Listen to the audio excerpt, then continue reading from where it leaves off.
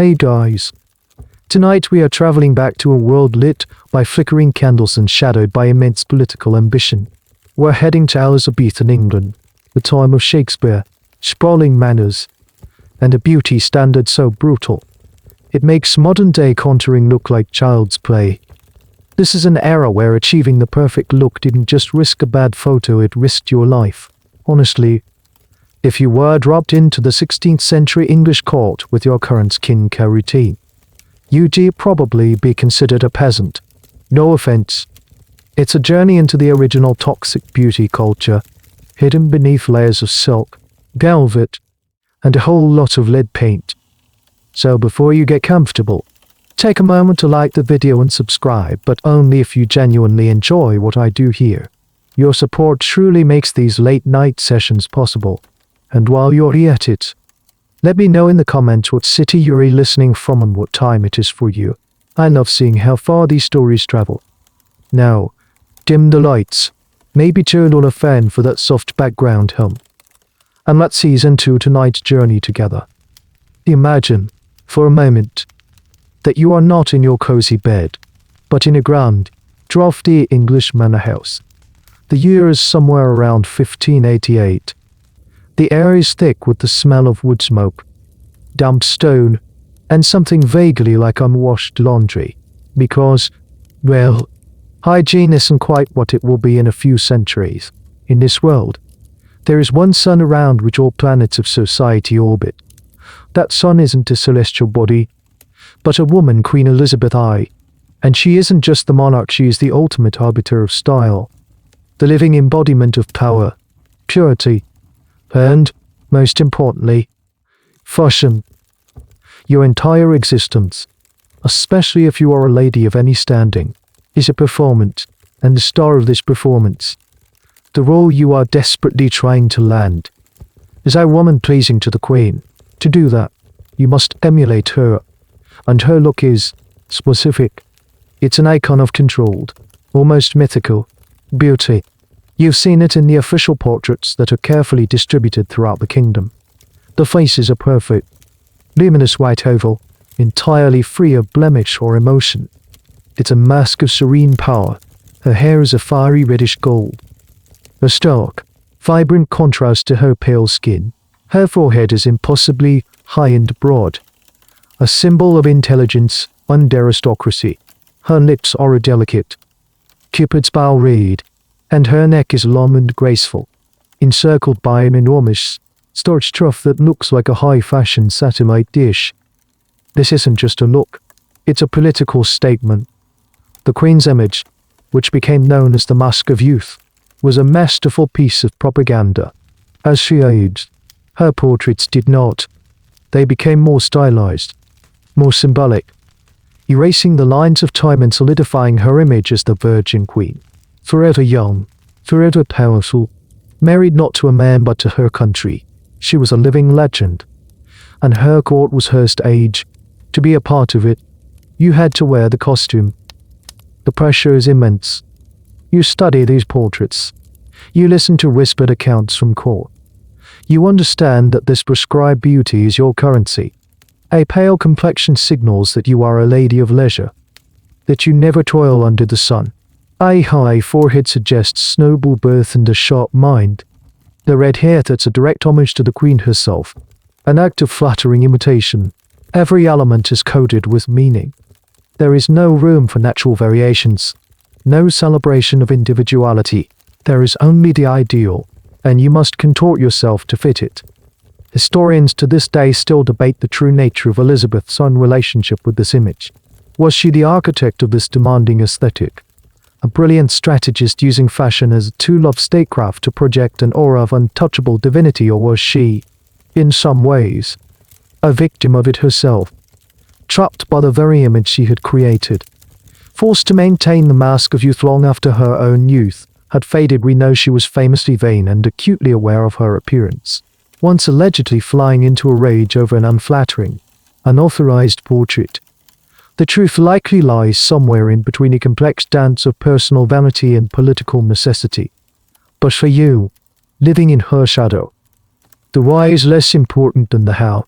So, In this world of limited resources and even more limited science, do you possibly achieve this ghostly, perfect, and utterly unnatural look? It is a question that will dominate your days, beginning the very moment you open your eyes each morning. The first thing you register is the cold, not a gentle coolness, but a deep, dumb chill that seems to emanate from the very stones of the house. You burrow deeper into the mountain of wool blankets and feather beds, pulling the heavy velvet curtains of your four-poster bed tighter. This small, enclosed space is your only sanctuary of warmth. Outside its drapes, the air in your bedchamber is cold enough to make your breath plume in faint, ghostly clouds. The fire in the hearth has died down to glowing embers hours ago, and the morning light that filters through the small, lidded glass window is thin and grey. You hear the soft shuffling of feet on the wooden floorboards, followed by the creak of the door. That's your lady's maid. Perhaps a girl named Bess or Anne, who has been in your family's service since she was a child. She moves with a practiced quietness, laying out her undergarments and bringing a small pewter urine basin to the washed sand. There's no cheerful good morning, or the scent of brewing coffee. The morning ritual is a more practical, somber affair. She draws back the bed curtains, and the cold air hits you fully. You shiver, pulling a woolen robe around your shoulders as you swing your legs out of bed, your feet meeting the frigid floorboards. Bess offers you the basin of water. It's barely lukewarm. You dip a linen cloth into it and pat your face and hands. A full body bath with hot water is a rare luxury, something you might indulge in only a few times a year. The common belief, inherited from medieval times, is that submersion in hot water opens the pores of the skin, making you vulnerable to the miasma, or bad air, that carries disease. So for daily hygiene, this brisk, localized wipe down must suffice. The true olfactory landscape of the 16th century is a topic of great debate among historians. Some argue that, given the aversion to bathing and the heavy woolen velvet fabrics that were rarely washed, the air must have been overpoweringly fragrant, and not in a good way. Others contend that the upper classes were meticulous about changing their linen undercloths, the layer that actually touched the skin, and used scented powders and pomme d'oreilles, so they may have been far less pungent than we imagine. As you stand shivering in your chemise, you are living proof of the middle ground. You are cleanish, but the overwhelming goal is not to be clean, but to appear clean, and more importantly, to appear perfect. And that is the thought that truly wakes you up, a feeling of weary resignation that settles in your stomach. Before breakfast, before morning prayers, before you even consider what the day holds, your mind fixes on the monumental task ahead, the construction of your public self, your face. It is not something to be simply washed and presented to the world. It is a canvas, a project, an architectural undertaking that will consume a significant portion of your morning. You look at your reflection in the small, slightly warped looking glass on your dressing table. The image is dim in the morning gloom. You see a young woman, her face pale from sleep, not the fashionable, deathly white you need. You see the faint blue of veins at your temples, a smattering of freckles from that one unfortunate afternoon you spent in the garden, and most distressingly eyebrows, at a normal hairline. This will not do. This natural, human face is not the face of a courtly lady. It is the face of a milkmaid, a commoner. The face you present to the world must be a serene, flawless, aristocratic mask. Bess helps you into a simple morning gown and use it at dressing table. The array of pots, jars, brushes, and cloths laid out before you like a surgeon's instruments. This is your battlefield. The process is long, methodical, and often uncomfortable. It is a duty, as essential to your role in society as knowing how to dance or play the lute. As you sit there, gathering your resolve, you can almost feel the weight of the Queen's gaze, the critical eyes of other ladies at court, the expectations of your family who have invested so much in your presentation. The pressure is on. And the very first step of this transformation is, in many ways, the most eye-watering. It doesn't involve any paint or powder. It involves a systematic and painful process of removal. The first order of business lies just above your eyes, where your hair stubbornly insists on growing. Before any color is added, a certain blankness must be achieved. You stare intently into that small, imperfect mirror, the kind made of polished steel or silver-backed glass that offers a slightly distorted, moody version of yourself. Your target is your hairline. The prevailing fashion, dictated by the Queen herself, demands a high, sweeping forehead. It's considered a sign of intelligence, of aristocratic breeding, of a certain cerebral quality that sets you apart from the common folk. A low hairline is seen as animalistic, a British feature. Your own hairline, unfortunately, is perfectly normal. It must go. Your maid, Bess, stands beside you, holding a pair of sturdy metal tweezers. This isn't a delicate, precise shaping like one might do today. This is a full-scale retreat. You must pluck your hairline back, centimeter by painful centimeter. You lean closer to the mirror, pinch the skin of your forehead taut with one hand, and begin. The first pluck sends a sharp, fiery sting across your scalp. Your eyes water instantly. You take a shaky breath and continue. Pluck, sting, watery eye, pluck, sting, another wince. This is a slow, agonizing process. Each hair is a tiny, sharp battle. The skin on your forehead grows red and tender, dotted with angry-looking pores. You are essentially creating a new, higher hairline for yourself out of raw, irritated skin. You might pluck it back by an inch, or even two. The ideal is a perfect, smooth dome, an expanse of unblemished skin that rises like a pale moon above your eyes. Some women, in their desperate pursuit of this look, would even apply home-made depilatory creams. These were caustic concoctions of vinegar, tête and quicklime, a substance that could, and often did, burn the skin severely. The plucking, while painful, is considered the safer, more controlled method.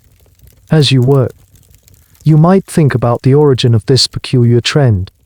It wasn't just about intelligence. It was about creating an almost alien, otherworldly look. It elongated the face, contributing to the serene, oval ideal seen in portraits. It was also a clear, undeniable sign of wealth and leisure.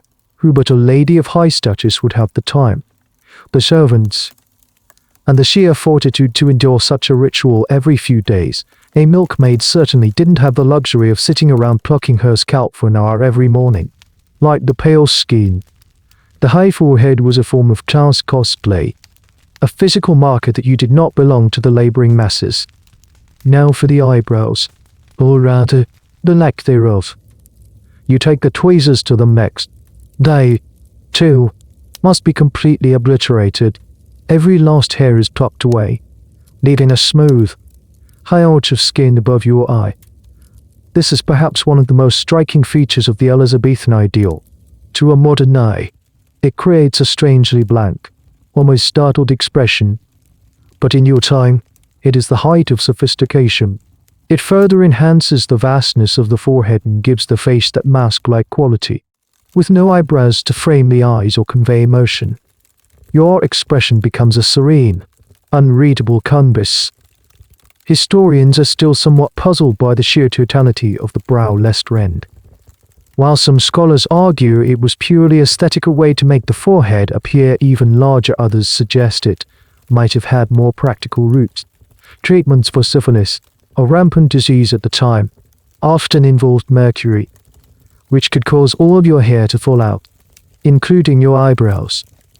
Is it possible that the fashion of having no eyebrows began as a way for afflicted aristocrats to hide their symptoms, turning a sign of disease into a statement of high fashion? It's a fascinating, if unsettling, theory, the idea that a beauty standard might have originated as a way to normalize the side effects of a deadly illness. Finally, the plucking is done. Your forehead is a raw, pinkish field. The area where your eyebrows used to be is tender to the touch. You gently pat the irritated skin with a cloth soaked in cool water, trying to soothe the inflammation. You stare at your reflection again. The face looking back at you is strange. There, and vulnerable. But it is also a step closer to the ideal. You have created the blank slates. Now, it's time to paint. You reach for a small, heavy ceramic pot, sealed with wax. The contents of this pot are your most precious and most dangerous beauty tool. Inside is the secret to achieving the perfect, noble, ghostly white complexion Venetian CERUs. You unseal the pot. The wax cracks and falls away, releasing a faint, sharp, vinegary smell. Inside is a thick, white paste. It doesn't look like a modern foundation. It's more like speckle or a dense, creamy paint. This is Venetian CERUs, also known by the deceptively elegant name, Spirits of Saturn. It is the most coveted, most expensive, and most effective cosmetic of your age. Its high price comes from its primary ingredient, white lead, which was painstakingly corroded with vinegar, scraped off, ground into a fine powder, and then mixed into a paste to be sold to ladies like you. The name Spirits of Saturn has an almost mystical allure, linking it to the ancient arts of alchemy. In alchemical tradition, the planet Saturn was the symbol for the metal lead. The name cloaks the product in a veil of sophisticated, scientific mystique. It sounds far more glamorous than what it actually is, a highly toxic heavy metal compound that you are about to willingly spread all over your face, neck, and chest. As you stare into the pot, you are holding the era's ultimate status symbol. It's brilliant. Opaque white coverage isn't matched. Cheaper alternatives existed. Of course, poorer women might try to whiten their skin with wheat flour or powdered chalk, but these were dusty, translucent, and would wear off in an hour. CERUs, on the other hand, was permanent. It was durable. It created a smooth, porcelain, almost enamel-like finish that would last all day and all night, effectively hiding any and all imperfections beneath its perfect white shell. It could conceal freckles, pock marks and smallpox, the redness from your aggressive plucking, and even the subtle lines of aging. It was, in essence, a real-life filter. The question of whether you and your contemporaries truly understood the danger of this product is a subject of intense debate among historians. Did you know you were poisoning yourself? The answer is complicated. On one hand, the symptoms of lead poisoning, known as Saturnism, were not entirely unknown. People had observed for centuries that those who worked closely with lead miners, glaziers, painters often suffered from tremors, paralysis, cognitive decline, and a host of other debilitating ailments. There were even some contemporary writers and moralists who railed against the use of such foul poisons on the skin. On the other hand, the direct causal link between applying a face cream and, say, your teeth loosening or your internal organs failing years later was not clearly understood. In a world where plagues, fevers, and mysterious illnesses were commonplace, it was easy to attribute such symptoms to bad air, an imbalance of the humus, or simply God's will. The immediate, tangible reward achieving the perfect, fashionable face that could elevate your social standing far outweighed the vague, distant, and uncertain risks. You might have heard whispers, rumors of ladies who used too much CERUs and fell ill, their skin turning a ghastly grey. But were those just cautionary tales told by jealous rivals or Puritans who saw all cosmetics as the work of the devil? So you push any doubts to the back of your mind. The pressure to conform is too great, the promise of beauty too alluring. You dip a small linen cloth or a fingertip into the thick paste. It feels cool and slightly gritty. You take a deep breath, steeling yourself. It's time to apply the mask. You start at your newly elevated hairline, cutting the raw, red skin. The CERUs as a blessed relief. It's cool, thick layer soothing the inflammation from the plucking. It's like a chemical bandage, hiding the damage that your beauty routine has already inflicted. You are, quite literally, covering up the pain of being beautiful with the very substance that will cause so much more. The irony is lost on you. This is simply the price of admission to the world you inhabit. You smooth the paste downwards, across your cheeks, your nose, your chin, creating the perfect, blank, white canvas of nobility. The application of the CER use is not a delicate dusting of powder. It's a deliberate, methodical plastering. You work the thick, leaden paste across your skin, aiming for a completely uniform, opaque layer. You can't just apply it to your face, that would look absurd, like a literal mask. You must continue down your neck, across your décolletage, and even over your hands if they are to be visible. Any exposed skin that marks you as a member of the elite must be coated in this noble, ghostly white. The goal is to erase any hint of natural skin tone, any sign of blood or life flowing beneath the surface. You are becoming a living statue, a perfect, inanimate object of beauty. The paste is heavy and slightly sticky. It fills in every pore, every fine line. You can feel your skin tightening as it begins to dry. It's a strangely suffocating sensation, as if your face can no longer breathe, but the effect in the looking glass is undeniable. The redness from the plucking is gone. The faint scar on your chin has vanished. The freckles you so despise are completely obliterated. In their place is a smooth, flawless, luminous white surface. It is the face from the portraits. It is the face of the Queen. It is perfect. Once the CER use is applied, it's often sealed with a light dusting of powder and then, to give it a fashionable sheen, a gloss made from egg whites. This gel air would dry to a tight, shiny film, further enhancing the enamel-like quality of your complexion and locking the lead paint in place. The feeling is incredibly restrictive. You can't really move your face. A wide smile would crack the entire facade. A hearty laugh is out of the question. Your expression must remain serene, placid, and controlled, which, conveniently, is the very demeanor expected of a courtly lady. Your makeup physically enforces the emotional restraint required of your station. But beneath this pristine white surface, a sinister chemical reaction is beginning. The lead in the CER use is not inert. It is actively reacting with your skin. The acidic components in the paste and in your own sweat are causing the lead to be absorbed directly into your bloodstream.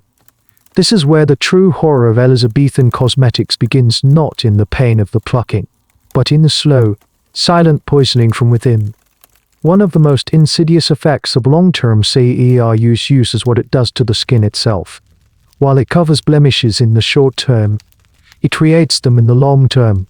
The lead dries out the skin, eats away at the top layers, and causes it to become discolored, wrinkled, and scarred. It can cause lesions, pustules, and a condition that contemporary observers described as the skin turning grey or leaden. You are trying to achieve the look of youthful purity, but the very tool you're using is aggressively aging and destroying your skin underneath. This creates a terrifying and inescapable cycle.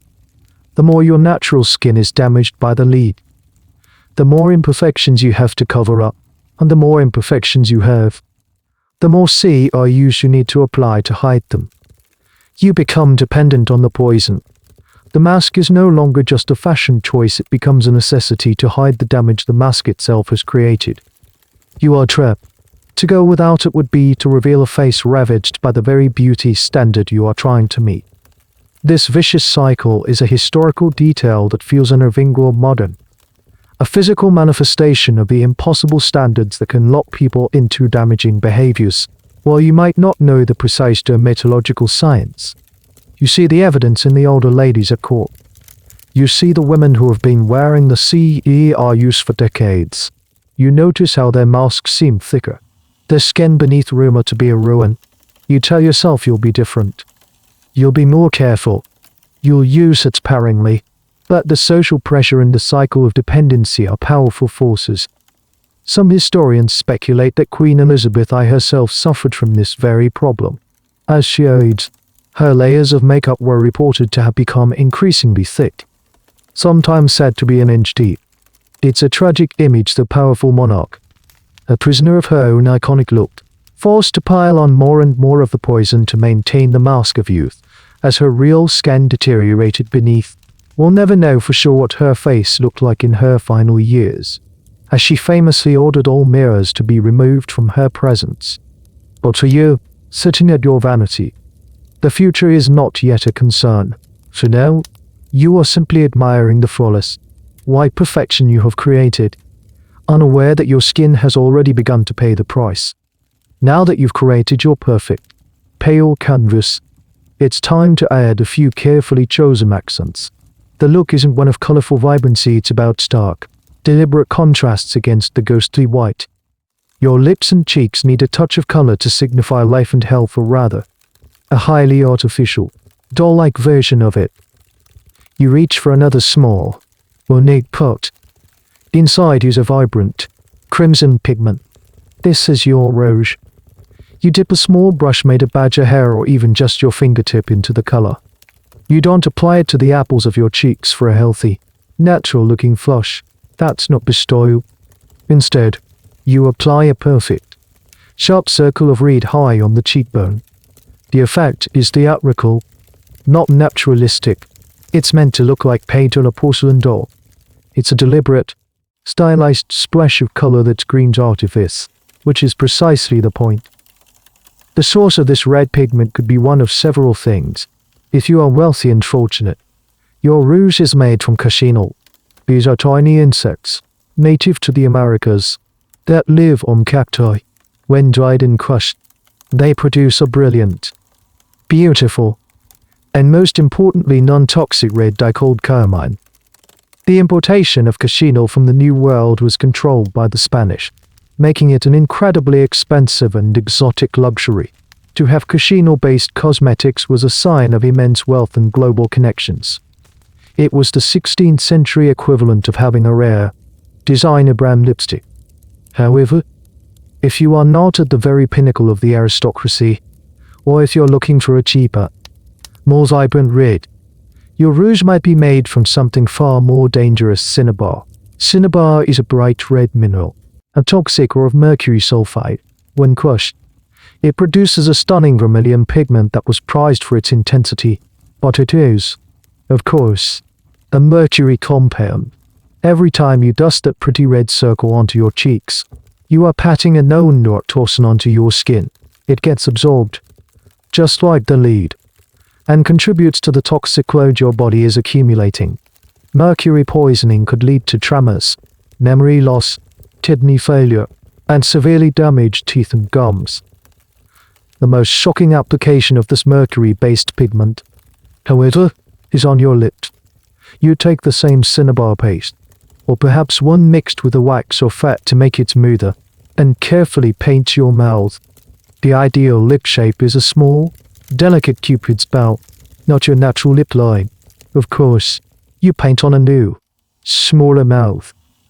A perfectly defined shape of vivid red against the stark white of the sea are used. This is where the danger becomes incredibly acute. Throughout the day, you will inevitably ingest small amounts of this mercury-laced lipstick. Every time you lick your lips, every time you take a sip of wine, every time you eat, you are swallowing poison. It's a direct route into your system. The very act of animating your face, of speaking or eating, becomes a low-key act of self-harm. The irony is staggering. The red of the lips and cheeks is meant to mimic the flush of life, to contrast with the deathly pallor of the skin. But the substance used to create this illusion of vitality is itself a bringer of decay and death. You are painting on the illusion of health with a substance that is actively destroying it. Historians still debate just how widespread the use of cinnabar was compared to safer alternatives like cochineal or plant-based dyes from madder root. The records are often imprecise, with recipes simply calling for vermilion without specifying its mineral source. But given its brilliant color and lower cost compared to imported cochineal, it's highly probable that mercury-based cosmetics were common on the dressing tables of many aspiring gentlewomen. There's a bizarre and little-known historical footnote to this. Some alchemists and physicians of the day actually believed that mercury, in small, controlled doses, could be a preservative of beauty. They thought its properties could halt decay, a tragic misunderstanding of its toxic effects. It's a chilling example of how early scientific theories, when wrong, could have deadly consequences for fashion. With your lips painted a perfect, poisonous red, the upper portion of your face is nearly complete. The mask is in place, the high, bare forehead, the absent brows, the smooth, white, leaden skin, and the dull-like spots of crimson.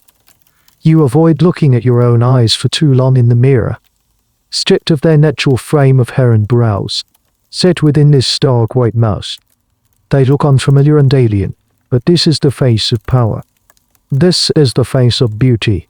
And now, you must address the strange and contradictory fashion that awaits your teeth. You smile at your reflection, but it's a tight, careful movement, lest you crack your pristine CERU's mask. You're not checking the shape of your lips, but the color of your teeth, and in the bizarre, inverted logic of Elizabethan beauty, white is not what you're looking for. In fact, perfectly white, healthy teeth are a bit common. They suggest a diet of plain, wholesome foods, the kind that peasants eat, the true mark of aristocratic status. The ultimate humble brag of the 16th century is tooth decay. This is because of sugar. Sugar, imported at enormous expense from the West and East Indies, was the new luxury drug of the European elite. It was wildly popular, incredibly addictive, and a potent symbol of wealth. Queen Elizabeth herself had a notoriously sweet tooth. She consumed vast quantities of it in the form of crystallized fruits, syrupy preserves, and elaborate sugar sculptures called subtleties that were the centerpiece of royal banquets. Consequently, her teeth were famously blackened and rotten. An account from a German visitor, Paul Hint Senior, in 1598 noted that the Queen's teeth are black, a fault the English seemed to be liable to, from their too great use of sugar. Because the Queen had black teeth became the fashion. A mouthful of decay was a walking advertisement for your wealth. This led to one of the strangest beauty practices of the era, intentionally blackening your teeth. If you weren't wealthy enough to rot your teeth naturally with sugar, you could fake it. You could use a crude cosmetic to paint your teeth black, using substances like soot or crushed coal mixed with honey to make it stick. So you might sit there, dabbing a black paste onto your perfectly healthy teeth, carefully creating the illusion of decay. It's a complete reversal of modern dental aesthetics, a world where cavities are a status symbol. It's a form of social signaling so extreme it feels almost satirical. Imagine going to a dinner party and being complimented on your advanced gingivits. It's a testament to the power of trend setting if the ultimate icon does it. No matter how objectively strange or unhealthy, it becomes the aspirational goal. The practice of teeth blackening, known in Japan as okeguro, has existed in other cultures for different reasons, often as a symbol of marital status or for perceived preservative effect. But the Elizabethan version seems to be uniquely tied to this idea of sugar wealth. Whether it was more common to see genuinely rotten teeth or cosmetically blackened ones is a point of contention for social historians.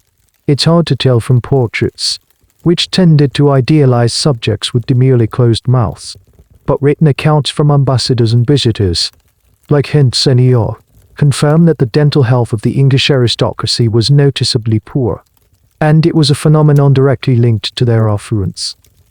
Of course, for those who did have the genuinely sugar-rotted teeth, the experience was anything but glamorous. Without modern dentistry, a decaying tooth was a source of chronic, excruciating pain. Treatments were brutal. A barber surgeon might attempt an extraction with a terrifying tool called a dental pelican, essentially a metal claw that often broke the tooth or took a chunk of the jawbone with it. To soothe the tooth ache, people might use oil of cloves or even, in a moment of utter desperation, a paste containing arsenic, which would kill the nerve but also poison the patient. There's a famous, slightly chilling story about Queen Elizabeth's own reluctance to have a tooth pulled to encourage the fearful Queen. The Bishop of London, a man named John Aylmer, supposedly had one of his own teeth, a perfectly healthy one, by some accounts pulled in front of her to show her it wasn't so bad. It's a small, bizarre anecdote that highlights the real, painful consequences hiding behind the fashionable facade of decay. For you, however, perhaps your teeth are still healthy, you are young, and maybe your family is only moderately wealthy, unable to afford the vast quantities of sugar needed for true dental destruction. So you carefully apply the black cosmetic, a temporary masquerade of affluence. You practice your tight-lipped smile in the mirror, a smile that now hints at your famed luxurious lifestyle. The white lead skin, the mercury red lips, and now the coal-black teeth. Your face is a grotesque masterpiece of chemical enhancement and bizarre social codes. The transformation is nearly complete. Now for the crowning glory, your hair. With your face and teeth now perfectly, fashionably arrayed, you can finally turn your attention to your hair. But before you do, take a moment. You lean back in your chair, a small, weary sigh escaping your painted lips. The transformation of your face is complete.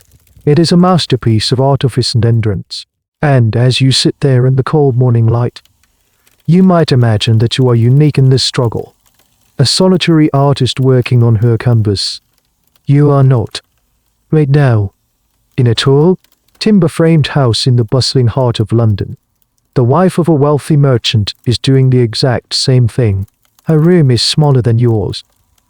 The air thick with the smell of the nearby river and the clamor of Cheapside Market filtering through the window. She can't afford imported cachinol for her cheeks, so she uses a dye made from madder root, which gives a duller, more orangey red hue. Her CER use is perhaps of a lower grade, slightly gritty, but it does the job. She's plucking her hairline with the same grim determination, aspiring to the same aristocratic brow. Because her husband's position in the worshipful company of Mercers demands that she look the part, her appearance is a testament to his success, a walking advertisement for the wealth he has accumulated through trade. And miles away, in a drafty manor house in the countryside, the daughter of a country squire is staring at her own reflection with despair. Her family doesn't have the connections or the funds for proper CER use. She's experimenting with a recipe she read in a cheap pamphlet, a dangerous-sounding mix of powdered alabaster and borax, which is making her skin itch. She looks at a crude woodcut print of the Queen, tacked to her wool, and feels a wave of inadequacy. This is a crucial point that is often lost when we think of Elizabethan England. These brutal beauty standards weren't confined to the handful of high-born ladies orbiting the Queen at Whitehall Palace. Thanks to the growing merchant class and the relatively new technology of the printing press, these ideals trickled down through the layers of society. The desire to emulate the elite was a powerful social engine. This is a topic of lively debate among historians. How far did these practices actually spread? The evidence for the top tier of society is clear. We have their portraits, their letters, their household accounts listing expenditures for cosmetics. The evidence for the lower classes is also clear. They weren't doing this. A farmer's wife had neither the time, the money, nor the motivation to paint her face with lead. But what about the middling sort, the wives and daughters of lawyers, merchants, and gentry? Did they truly risk lead poisoning and pluck their brows? Or did they adopt more moderate, safer versions of the trends? The historical record is tantalizingly vague. We have moralists and Puritan preachers who wrote scathing pamphlets, condemning women of all classes for their vanity and use of Satan's tinctures. But are they describing a widespread reality? Or are they exaggerating to make a point? We have recipe books and domestic manuals from the period, chapbooks with titles like The Secrets of the Reverend D. Maester Alexis of Plymouth or A Delightful Daily Exercise for Ladies and Gentlewomen, which contained instructions for everything from preserving fruit to making the hands white and fair. One such recipe for a skin whitener might instruct you to mix alum, borax, and bean flour with water and let it sit in the sun for a week before applying the strained liquid. Another, more dangerously, might call for steeping lead shavings in vinegar. These books were the 16th century equivalent of beauty blogs, spreading trends and DIY techniques to a wider audience. The very existence of these books suggests a broad market for cosmetic knowledge beyond the elite. So, while you sit in your privileged position, with access to the finest, most toxic products, Your less affluent counterparts are engaged in a kind of dangerous domestic chemistry, trying to replicate the look with whatever they can find. The drive is the same: to climb the social ladder, or at least to look like you belong on a higher rung. Beauty was a form of currency, and your face was your letter of credit. This shared cultural aspiration, this collective pursuit of an impossible ideal, connects you to thousands of other women across the country. It is a silent sisterhood of striving and suffering. You are all bound by the same set of rules, dictated by one woman's powerful, ageless image. Gandel. You must all turn your attention to the final, and perhaps most fiddly, part of the look: the hair. The Queen's hair is a vibrant, iconic reddish gold, and so, yours must be too. The Queen's hair color is not just a preference, it's practically a political statement. It's a fiery, reddish gold that contemporaries called Titian, after the great Venetian painter Tiziano Vecellio, who was famous for his portraits of red-haired beauties in an age of symbolism. This color was associated with the sun, with vitality, and with a uniquely English kind of beauty, personified by the monarch herself. To have hair of a similar shade is the ultimate act of sartorial loyalty. It aligns you with the Queen, marking you as a true daughter of the Elizabethan age. Unfortunately, your natural hair is a rather unremarkable shade of brown, or perhaps it's a perfectly lovely blonde, which, in any other era, might be prized, but not this one. Blonde is the color of the ill-fated Mary, Queen of Scots. Brown is the color of Mel, of nothing in particular. To be truly fashionable, you need to transform it. You need to chase that elusive royal red. This is not a simple matter of visiting a salon. The professional hairdresser does not yet exist. The coloring of one's hair is a private, often secretive, and deeply uncertain process undertaken at home. You and Bess, your maid, are about to become amateur chemists. Armed with a family recipe or one gleaned from a popular book, you look at the concoction she has prepared in a large bowl. It does not look or smell appealing.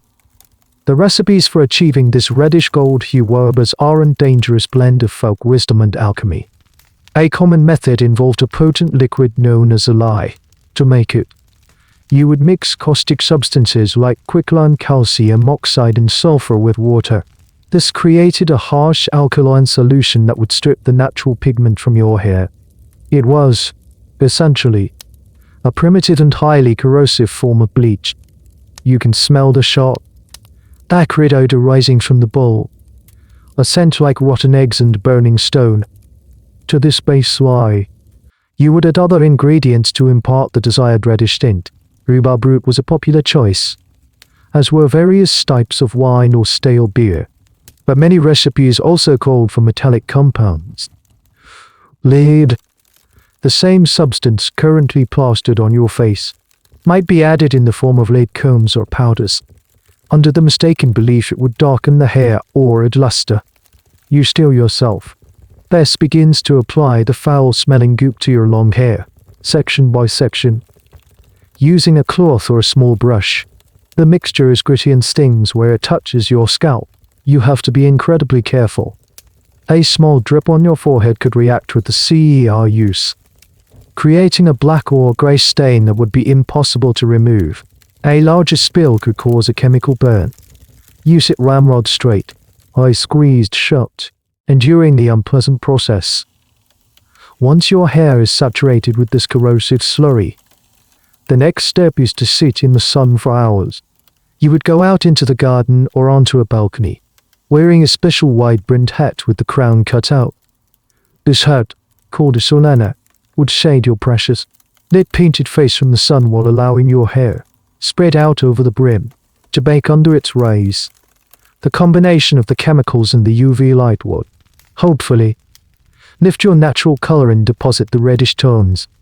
This is a familiar image from Venetian paintings, where the practice was also popular, but in the notoriously fickle English weather, finding enough direct sunlight to make this work was a challenge in itself. You might spend an entire afternoon sitting in the weak, watery sunshine, shivering in the breeze, praying for the chemical reaction to take hold. The damage this process inflicted on the hair was catastrophic. The lye was so harsh it would destroy the hair's cuticle, making it incredibly brittle, dry, and prone to breakage. Chronic use of these dyes would lead to significant hair loss, thinning patches, and a texture often described as crispy. You were trading the health of your hair for its color. The exact shade you ended up with was a gamble, depending on your original hair color, the specific ingredients used, and the amount of sun you got. The result could be anything from a beautiful auburn to a brassy orange or a sickly yellowish brown. It was an unpredictable science. One of the more peculiar and lesser-known secret ingredients sometimes added to these concoctions was urine. Its ammonia content could help to lighten the hair, but the social implications of this practice meant it was a closely guarded, and likely very smelly, secret. After hours of this treatment, you come back inside. Bess meticulously rinses the dried, crusty mixture from your hair with pitcher after pitcher of cool water. As she combs it out, you watch with a knot in your stomach as loose, broken strands come away in the comb. But when she holds the looking glass up for you, you see it. Your hair is no longer a dull brown. It is a shade of reddish gold. It might be a little patchy, and it feels like straw, but it is the right color. It is the Queen's color. You have succeeded. But you know, with a sinking feeling, that in a few weeks, when your roots begin to show, you will have to do it all over again. You look at your reflection. The transformation is, on the surface, complete. The ghostly white skin, the absent brows, the high forehead, the red lips, the blackened teeth, the fiery hair. You are the very picture of an Elizabethan gentlewoman. But the price of this perfection is becoming increasingly physically apparent. Your scalp is still tingling and sensitive from the lye. Your face feels tight and immobile under its layer of lead. And as you run your tongue over your teeth, you can taste the faint, gritty residue of the blackening cosmetic. The cumulative effect of these daily rituals is a slow, creeping assault on your body. The lead from the sea are used as being absorbed into your bloodstream, where it begins its silent, insidious work. It mimics other essential minerals like calcium, tricking your body into incorporating it into your bones and soft tissues. Over months and years, it builds up, leading to a host of terrifying symptoms. You might first notice a persistent metallic taste in your mouth and a loss of appetite.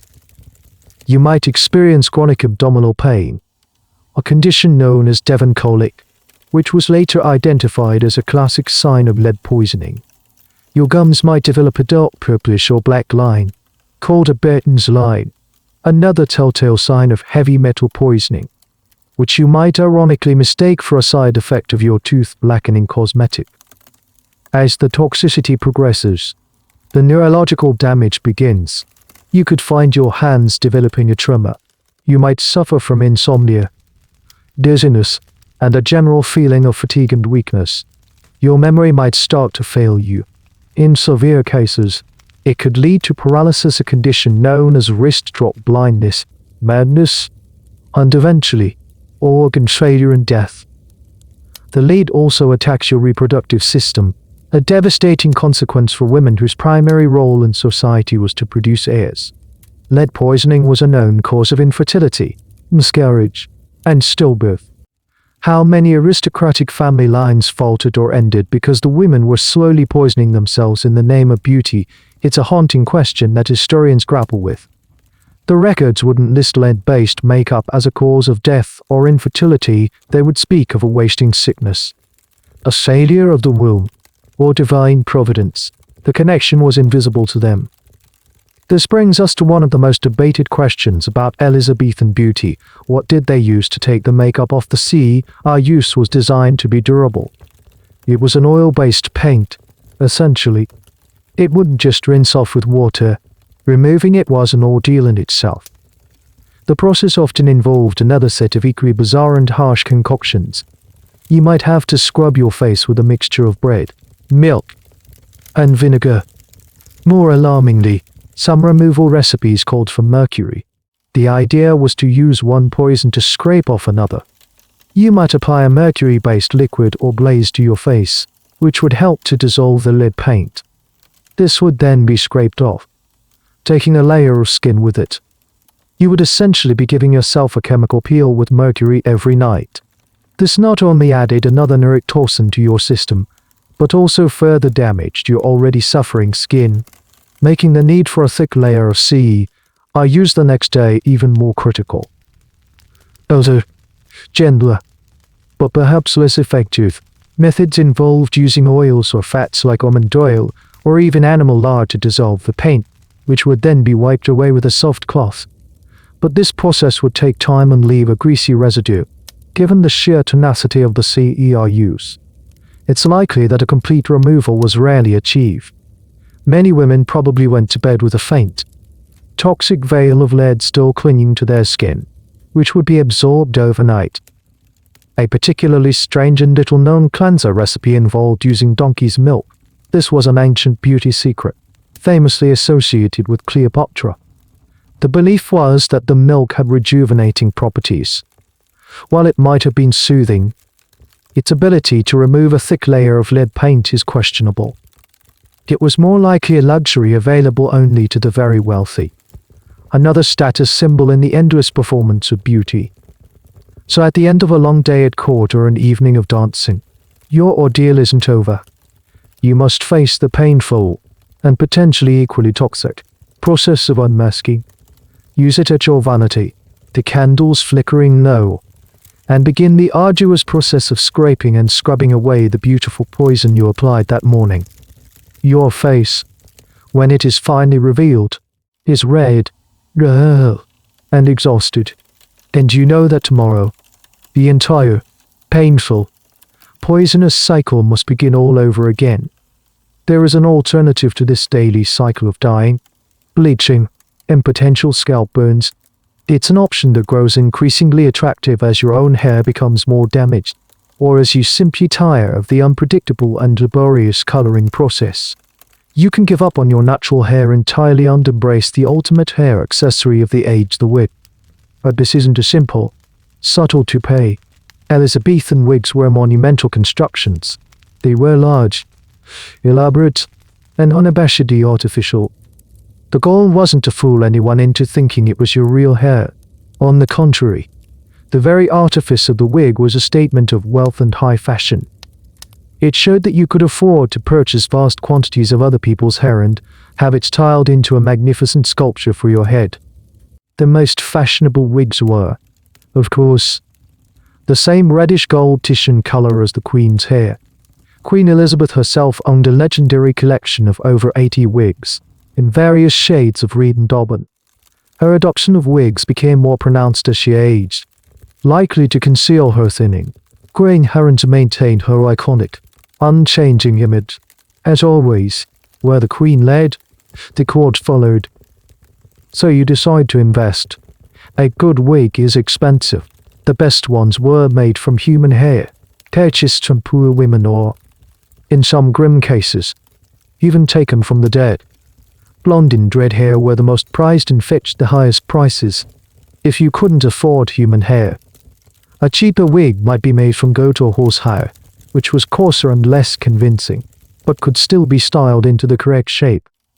You place the wig on your head. It's surprisingly heavy.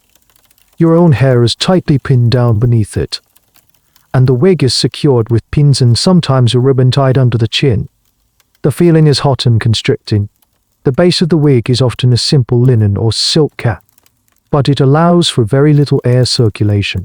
Your scalp, already sensitive from previous dyeing attempts, begins to itch almost immediately. The styles are dramatic and defy gravity. To achieve the desired heightened volume, the hair is built up over a wire frame, known as a periwig, or padded out with rat's cushions made of fabric or animal hair. The hair is then curled into tight, uniform rows, often using heated tongs. A popular style involved a high, heart-shaped frame that swept up from the forehead, leaving the plucked brow dramatically exposed. The sides would be a riot of curls, and the back might be braided and coiled into an elaborate knot. The entire structure is then dusted with a scented powder made from flour or starch and perfumed with things like violet, rose, or orris root to help set it and, more importantly, to mask any unsavory odors. This brings us to one of the most infamous and stomach-turning aspects of wearing a wig in the 16th century: the uninvited guests. These warm, dark, and often greasy structures were the perfect breeding ground for lice, fleas, and other parasites. Because wigs were almost never washed, the process would destroy their delicate styling. They quickly became home to a thriving ecosystem of tiny creatures. The problem was so common that it was simply an accepted, if unpleasant, part of life for the fashionable elite. Ladies would carry ornate, long-handled scratchers, often made of silver or ivory and sometimes carved into the shape of a tiny hand, which they could discreetly or not so discreetly slip under their wigs to relieve an itch. This is a small, almost comical detail that perfectly illustrates the immense discomfort people were willing to endure for fashion. Imagine sitting at a formal banquet, trying to maintain a look of serene elegance while desperately wanting to scratch the colony of lice having a party on your scalp. Historians still debate how people truly coped with this. While the scratches are a known artifact, some scholars argue the problem is exaggerated, suggesting that the powders used on wigs might have had some mild insect-repellent properties. Others point to personal hygiene accounts that suggest people were more meticulous about cleanliness than we assume. But the basic biology remains: a warm, unwashed, protein-rich environment is an ideal habitat for lice. It's a classic academic controversy that pits idealized historical accounts against grim biological reality. For you, the wig is a mixed blessing. It grants you the perfect, fashionable hair color and volume without the ordeal of chemical dyes. But it comes with its own set of miseries: the weight, the heat, the constant itching. As you adjust the heavy, perfumed edifice on your head, you feel a strange sense of detachment. Your face is a leaden mass. Your hair is a borrowed sculpture. You are disappearing beneath the layers of artifice, becoming the perfect, beautiful, and utterly inhuman ideal of your time. Now that you are fully assembled, face painted, teeth blackened, hair either dyed or wigged, you must get dressed. And this, like everything else in your day, is not a simple matter of choosing an outfit. It is a lengthy, restrictive, and physically demanding process of architectural construction. You are not so much putting on clothes as you are being built into a fashionable silhouette. The foundation of this silhouette is the pair of bodies, the ancestor of the corset. You stand in your chemise, a simple linen undergarment, as best comes towards you, holding a stiff, formidable-looking object. It's not the soft, lacy thing one might imagine. This is a piece of engineering. It's made of stiff canvas or leather, heavily reinforced with strips of hollow bone, which was actually baleen from a whale's mouth, wood, or even steel. It laces up the back, and best pulls the laces brutally tight. The goal is not to create an hourglass figure with a tiny waist. The Elizabethan ideal is a completely different shape. The pair of bodies is designed to flatten your chest and force your torso into a stiff, conical shape, tapering down to a point at your waist. It's like being strapped into a funnel. You can feel the boning pressing into your ribs, making it difficult to take a deep breath. Your posture is instantly corrected. It's impossible to slouch while wearing one of these. You are held ramrod straight, your shoulders pulled back, presenting an attitude of unbending aristocratic pride. The discomfort is immense. The pressure on your organs, the restriction of your lungs, it's a constant, low-level physical oppression. But it is essential. Without this rigid foundation, the rest of the outfit simply wouldn't work. The smooth, flat front creates the perfect, seamless line for the gown that will go over it. Next comes the farthingale. If the pair of bodies reshapes your torso, the farthingale reshapes your lower body. The most fashionable type in your era is the French, or real, farthingale.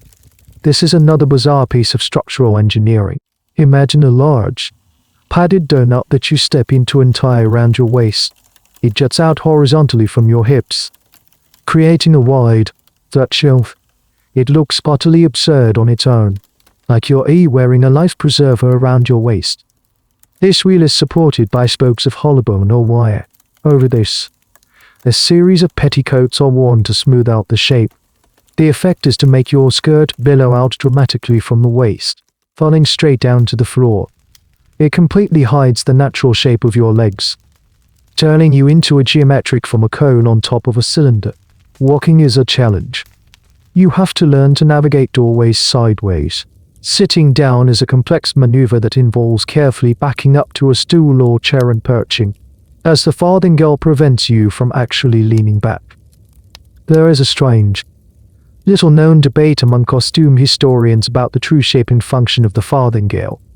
While the wheel-like structure is well documented in portraits of the absolute highest nobility, some scholars argue that for everyday wear, even for the gentry, a more modest, bell-shaped farthingale known as the Spanish farthingale was far more common. The extreme of farthingale may have been a high court fashion, impractical and rarely seen outside of the most formal royal occasions. So, depending on your social standing in the day's agenda, you might be wearing a slightly less cumbersome, but still restrictive, bell-shaped cage instead. On top of this scaffolding, you finally add the gown itself. This is made of heavy, luxurious fabric, silk, satin, brocade, or velvet, often intricately embroidered with silken metallic threads.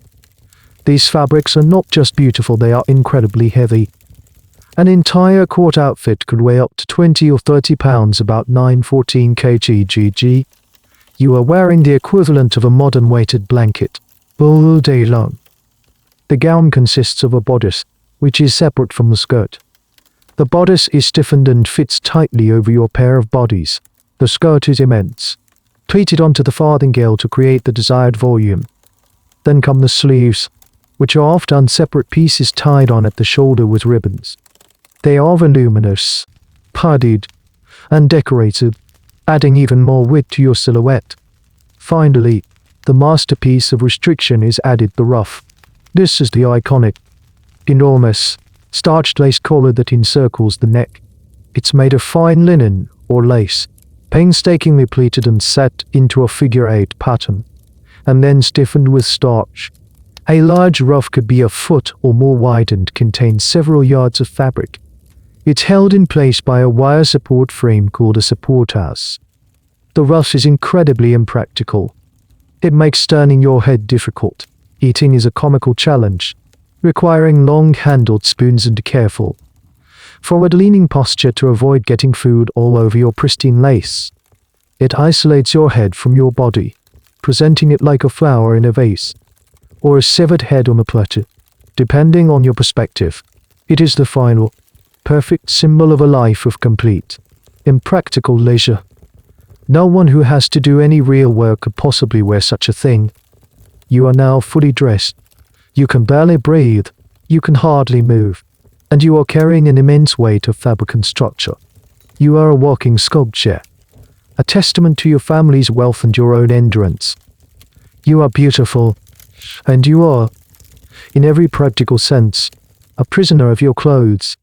Dressed, painted, and coiffed, you are almost ready to face the world. But there is one final, invisible layer to apply your scent. In an era where full-body bathing is infrequent and the general atmosphere of a city, or even a crowded court, is a rich tapestry of human and animal odors, perfume is not a luxury, it's a necessity. It's a form of personal, environmental control, an aromatic shield against the olfactory assaults of the outside world. You do not spray a light, alcohol-based eau de toilette from an atomizer. Elizabethan perfumes are heavy, oily, and musky. They are designed to last, and more importantly, to cover up other, less pleasant smells. The most prized scents are derived from animal sources. Musk, a powerful, pungent secretion from the glands of the musk deer civet. A paste-like substance scraped from the glands of the civet cat and ambergris. A waxy, mysterious substance harvested from the digestive system of sperm whales and found floating in the ocean. These base notes are intense, animal-y, and to a modern nose, might seem overwhelming, even unpleasant, but in your time, they are the height of luxury. They are exotic, incredibly expensive, and believed to have aphrodisiac qualities. These potent fixatives are then blended with sweeter, more familiar scents from flowers and spices: rose, violet, jasmine, cloves, cinnamon, and sandalwood. The resulting perfume is a thick, complex, and powerful concoction that announces your presence long before you enter a room. You might apply it as a scented oil, dabbing it onto your skin or even onto your clothing. But a more common way to wear your fragrance is in a solid form, inside a pomander. A pomander is a small, ornate tool, often made of silver or gold, with perforated designs. Inside, you place a paste made of your chosen aromatic ingredients bound together with a wax or resin. You might wear this pomander on a chain around your neck or hanging from your girdle at your waist. When you want a waft of perfume, or if you are accosted by a particularly foul smell like the stench from the open sewers running down the middle of a London street, you simply lift the pomander to your nose and inhale deeply. It's your personal, portable air freshener. Beyond personal application, centers everywhere in the upper-class Elizabethan home. You would use it to perfume your linens, your gloves, and even the starch used to stiffen your ruff. A popular item was a casting bottle, a small, sprinkler-top bottle filled with scented rose water, which you could use to perfume a room or refresh your clothes. Gloves, made of fine leather, were almost always heavily perfumed to mask the smell of the tanning process. Queen Elizabeth was famously fond of perfumed gloves, and receiving a pair was a sign of great royal favor. There is a fascinating and often overlooked side to this culture of scent: its connection to medicine and hygiene. The line between perfume and disinfectant was blurry. People believed that bad smells, or miasmas, were the actual carriers of disease, including the dreaded plague.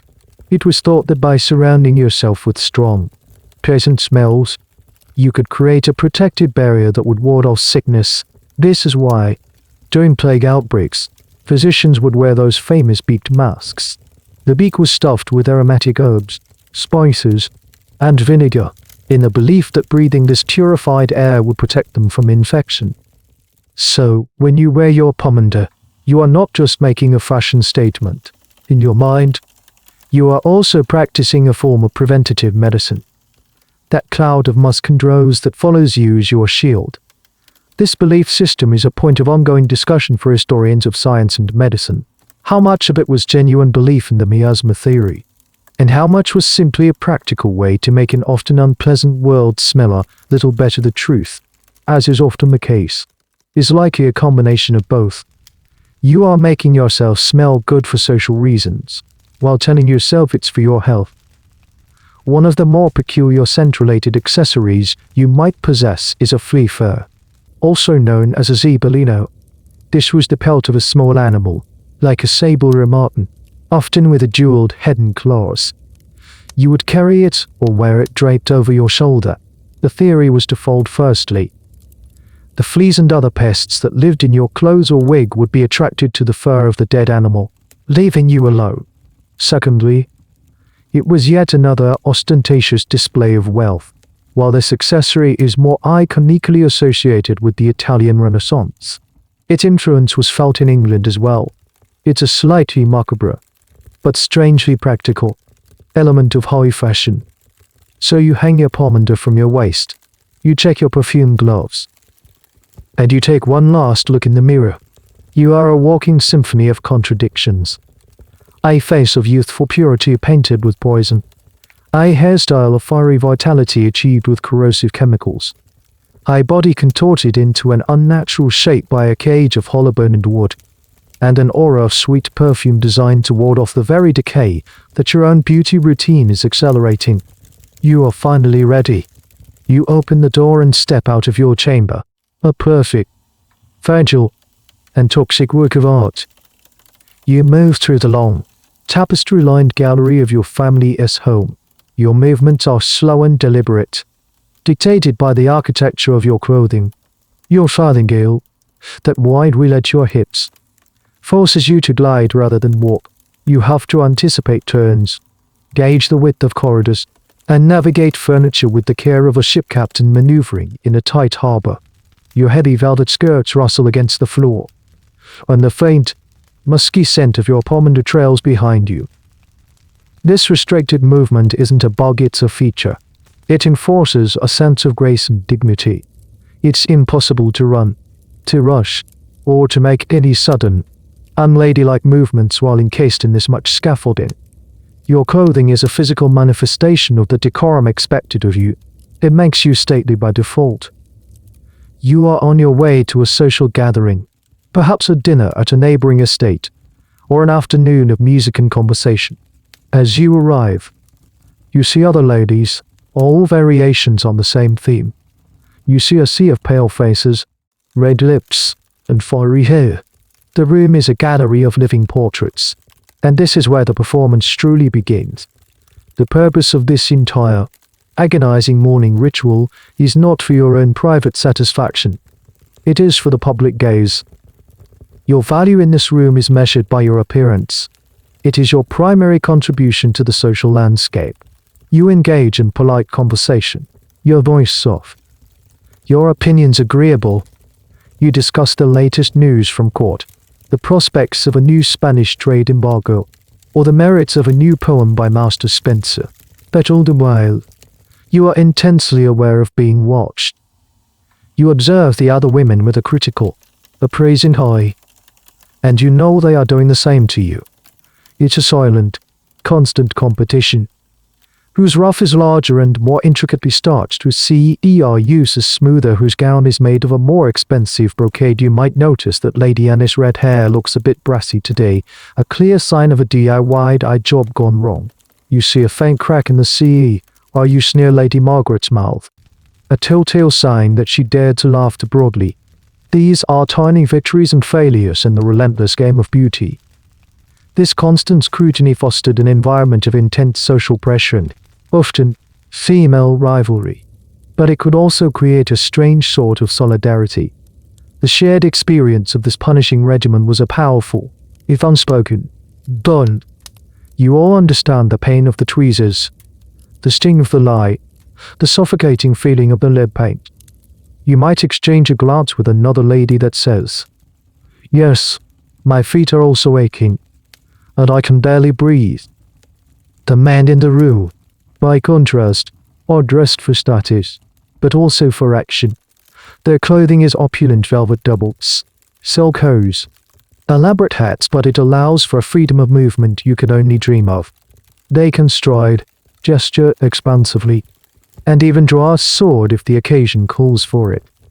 Your clothing is designed for stillness. You are an object to be admired, a beautiful piece of property that reflects the wealth and status of your father or husband.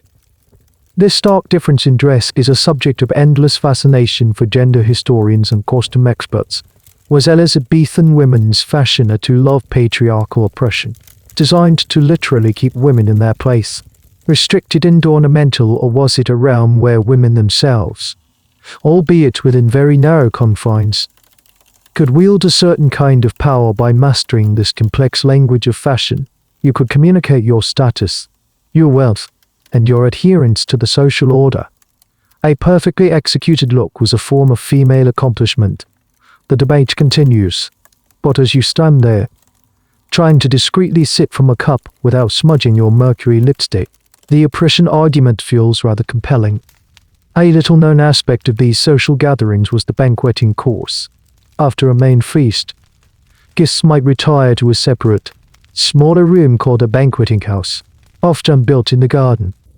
Here, they would be served a final course of sweetmeats, candied fruits, spiced nuts, and more of that addictive sugar. This was the course that did so much damage to the Queen's teeth.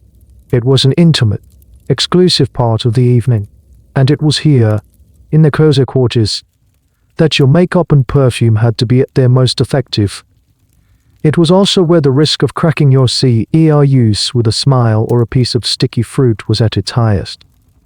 You navigate the evening with practiced ease, your expression a serene mask, your body a rigid sculpture. You are playing your part perfectly. But as the hours wear on, The physical toll mounts. The sheer weight of your clothes is exhausting. Your head aches from the heavy wig. Your scalp itches. Your ribs ache from the pressure of your corset. Your skin feels clammy and irritated beneath its leaden shell. You long for the moment you can return home and begin the painful process of dismantling this beautiful prison. But the night is still young, and the performance must go on. The evening finally draws to a close. After hours of polite smiles, stilted conversation, and the sheer physical endurance of existing within your attire, you are back in the familiar chill of your own bedchamber. The candles on your dressing table cast long, dancing shadows on the walls.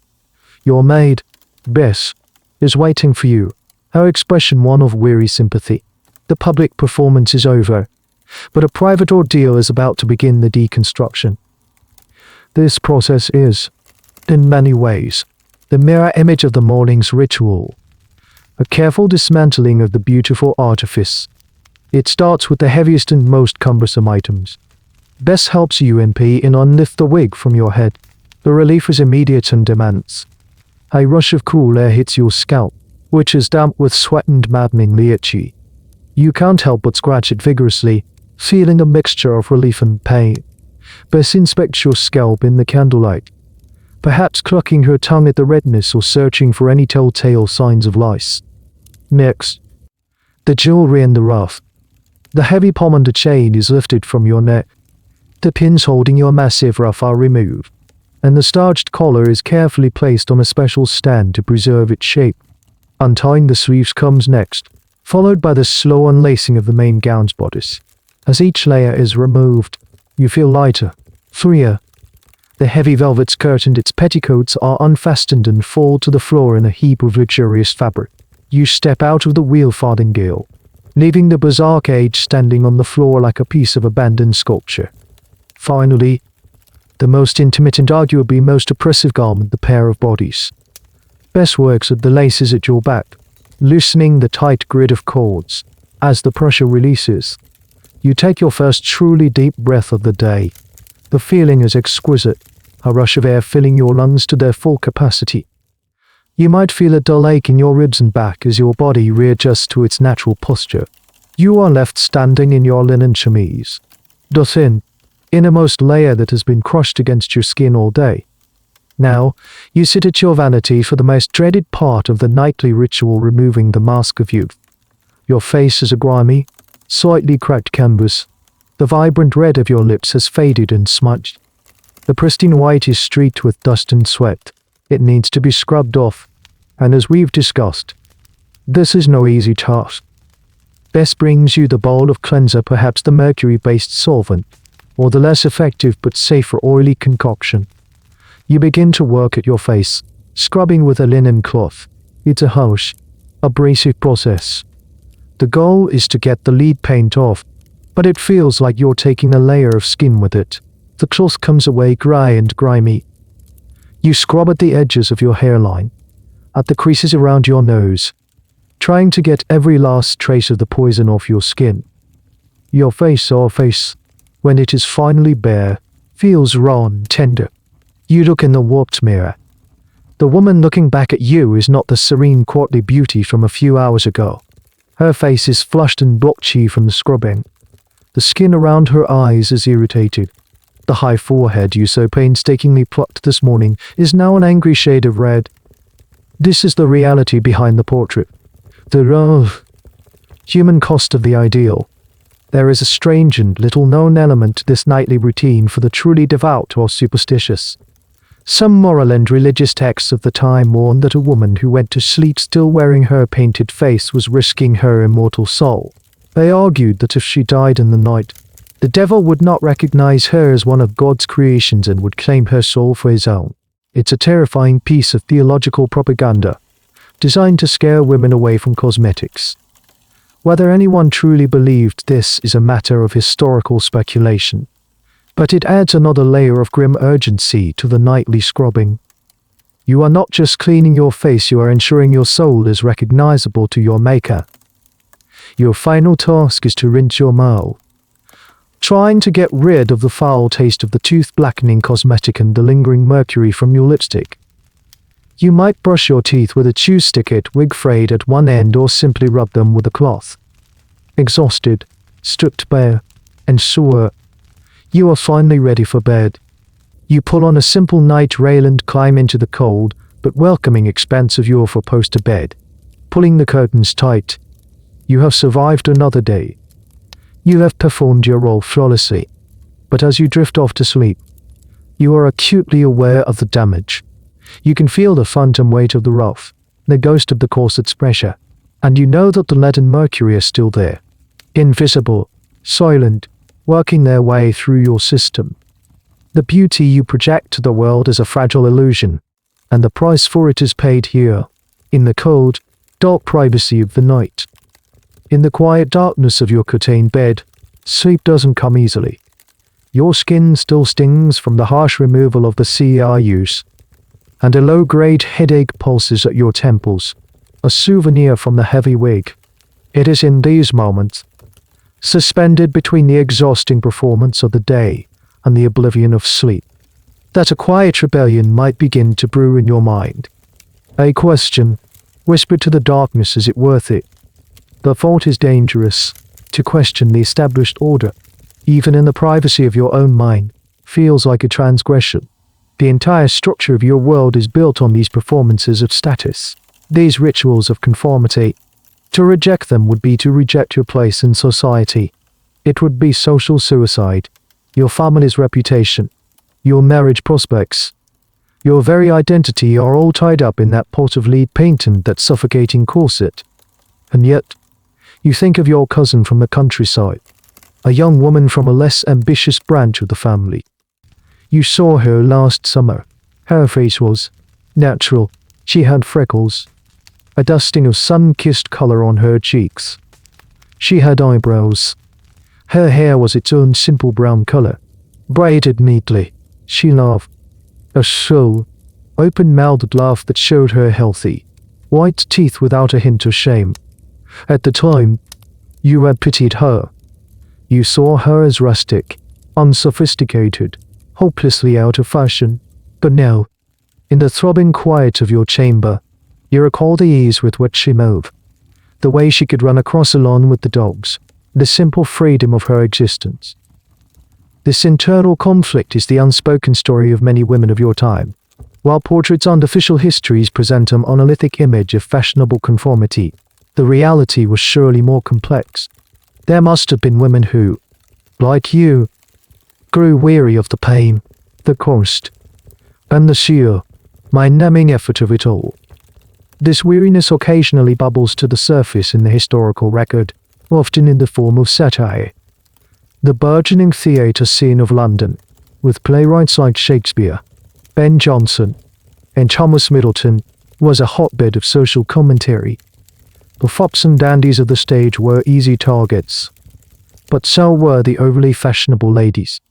In plays, you would see characters who were slaves to beauty, spending hours painting and plucking, their vanity portrayed as a moral failing. The audience, including the very people being satirized, would laugh along. It was a safe way to acknowledge the absurdity of it all. A famous example is from Shakespeare's Hamlet, when the prince holds up your skull and contemplates the transience of life and beauty. "Now get you to my lady's chamber," he says to the skull, "and tell her, let her paint an inch thick. To this favor she must come." It's a chillingly direct jab at the futility of using cosmetics like CER, used to fight the inevitable decay of death. That line must have landed with a thud of recognition in a room full of women with faces painted an inch thick. Beyond satire, there was a more direct form of criticism from the Puritans. These stern, religious reformers saw all forms of adornment as sinful. They published floods of pamphlets with titles that left little to the imagination, like the loathsomeness of long hair.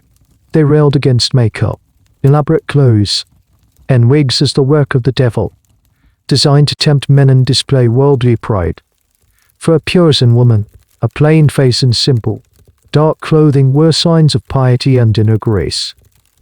Historians often debate the actual influence of these Puritan critiques.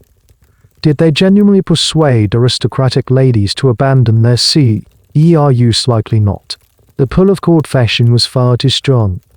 But their constant, vocal opposition created a cultural counter-narrative. It meant that the choice to paint one's face was not just a fashion choice, it was a moral and political one. By participating in these beauty rituals, you were implicitly siding with the flamboyant, worldly culture of the court and rejecting the sober, pious values of the reformers. There's a little-known, fascinating aspect to the cosmetic libel case. In some rare instances, accusing a woman of painting her face could be grounds for a defamation lawsuit in the ecclesiastical courts. This is because, while it was fashionable, it was also seen as a form of deception. To say a woman painted was to imply she was hiding something: ugliness, age, or even disease like syphilis. It was an insult that questioned her honesty and her natural beauty. This legal grey area perfectly captures the paradox of the era. You were expected to wear makeup, but you could be shamed for it at the same time. Lying in your bed, these conflicting ideas swirl in your head. The glamour of the court, the freedom of the country, the satire of the stage, the condemnation from the pulpit. You are caught in the crossfire of a culture at war with itself over the meaning of beauty. The physical discomfort is one thing, but this mental and moral exhaustion is another. You press your face into the cool linen of your pillow, trying to silence the questions. For now, there is no escape. Tomorrow, you will rise, and you will build the beautiful prison all over again. Weeks turn into months, and months into years. The daily ritual of construction and deconstruction becomes the rhythm of your life. It is as ingrained as morning prayers or the changing of the seasons. But time is not standing still, and neither is the slow, cumulative effect of your beauty regimen. The long-term consequences, once a distant, abstract fear, are now becoming a tangible reality.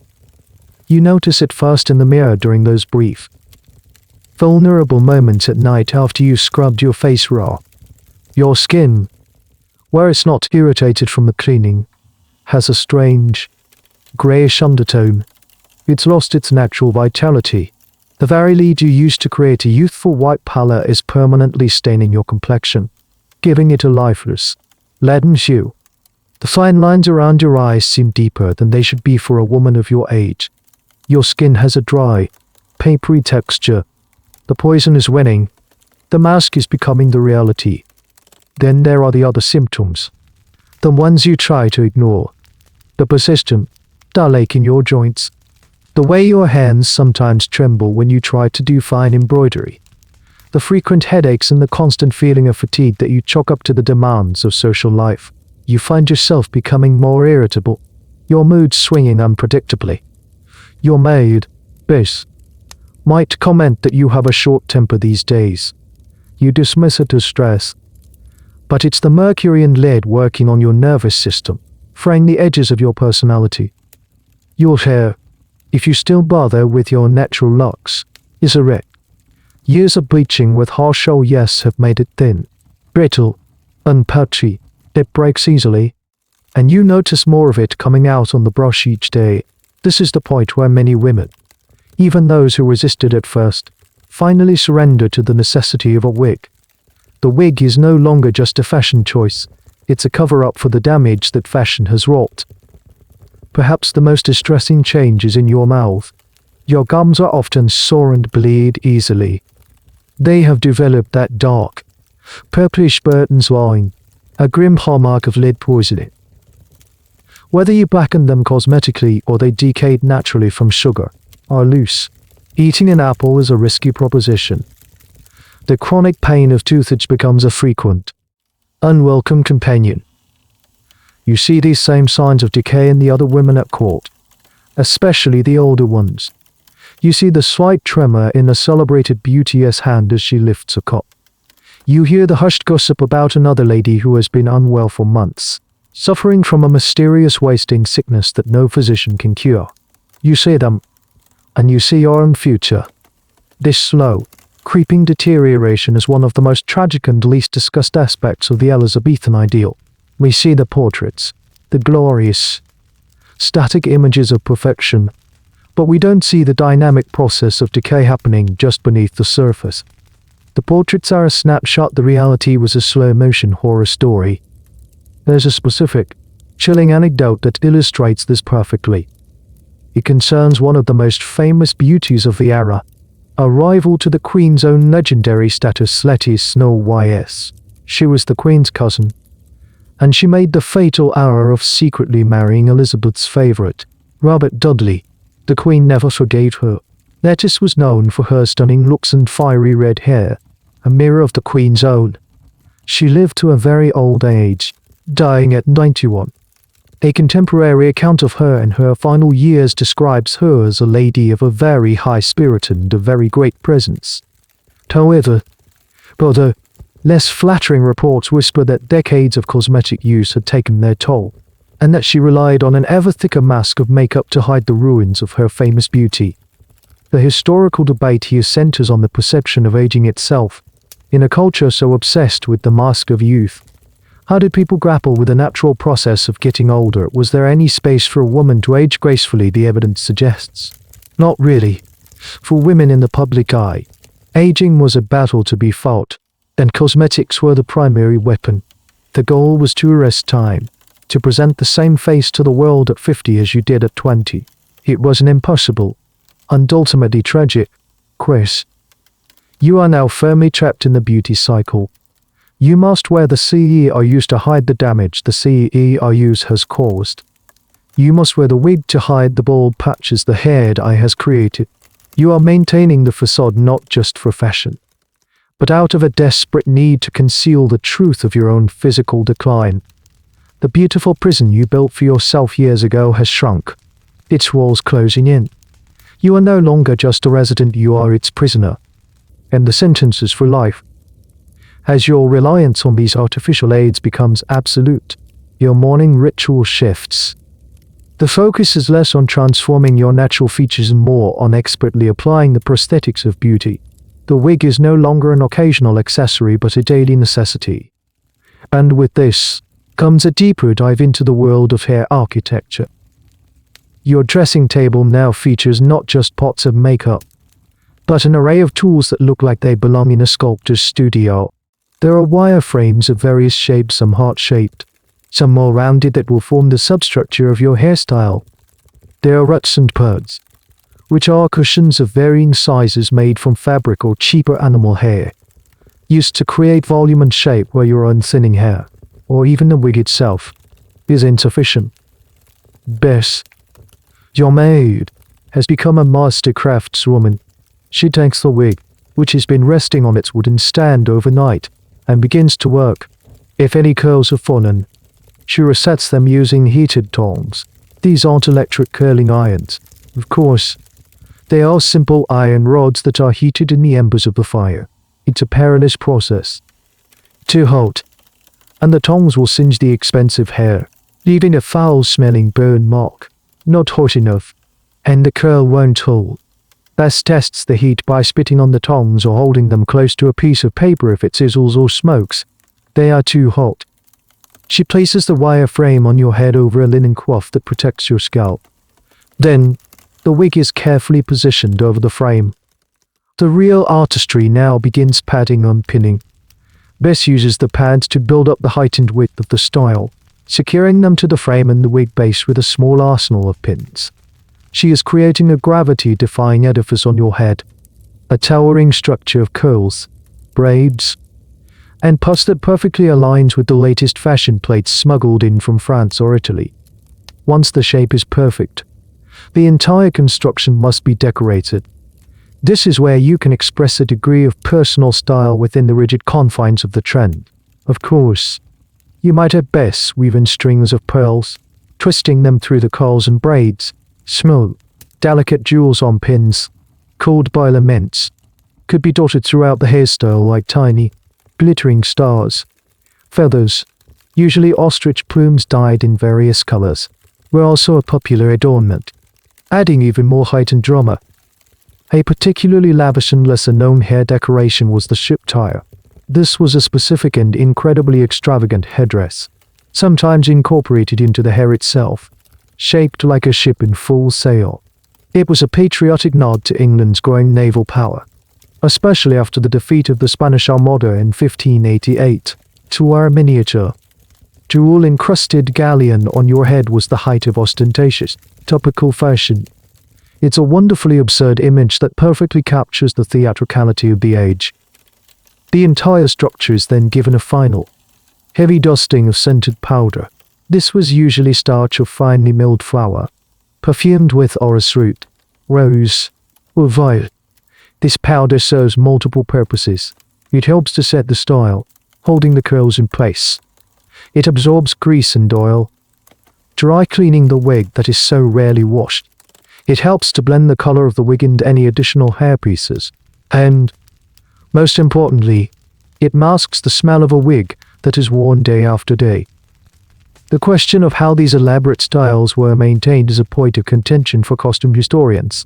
Some sources suggest that for particularly complex styles, a lady might sleep sitting up, her head propped against a pillow, for several nights in a row to preserve the hairdo. The idea of sacrificing a comfortable night's sleep for a hairstyle seems extreme, but it's a testament to the importance placed on these looks. Others argue this is an exaggeration and that daily maintenance by a skilled lady's maid was the more common reality. As you feel the immense weight of the bejeweled and powdered sculpture on your head, the idea of trying to sleep in it seems like a special kind of torture. You look in the mirror. The woman staring back at you has a head of hair that is impossibly large, impossibly ornate, and impossibly perfect. It doesn't move. It is a static helmet of beauty. It completely overwhelms your face, which is itself a pale, painted mask. You have become a walking curiosity, a mobile piece of decorative art, the connection to your own natural self. To the young woman who once had a simple braid of brown hair, feels like a distant, half-forgotten dream. The artifice is now total. You are no longer just wearing a costume, you have become the costume. The world begins to change around you, slowly, almost imperceptibly at first. The formidable Queen Elizabeth, the Virgin Queen, the sun around which your entire world of fashion has revolved, is growing old. Her iconic image, the mask of youth, is becoming harder and harder to maintain. The layers of CEI use are said to be thicker than ever. The red wigs more brilliant, a fierce defiance against the relentless march of time. But her reign, and with it, the stylistic era she defined, is drawing to a close. In 1603, the inevitable happens. Queen Elizabeth dies. The news ripples through the country, a shockwave of uncertainty and grief.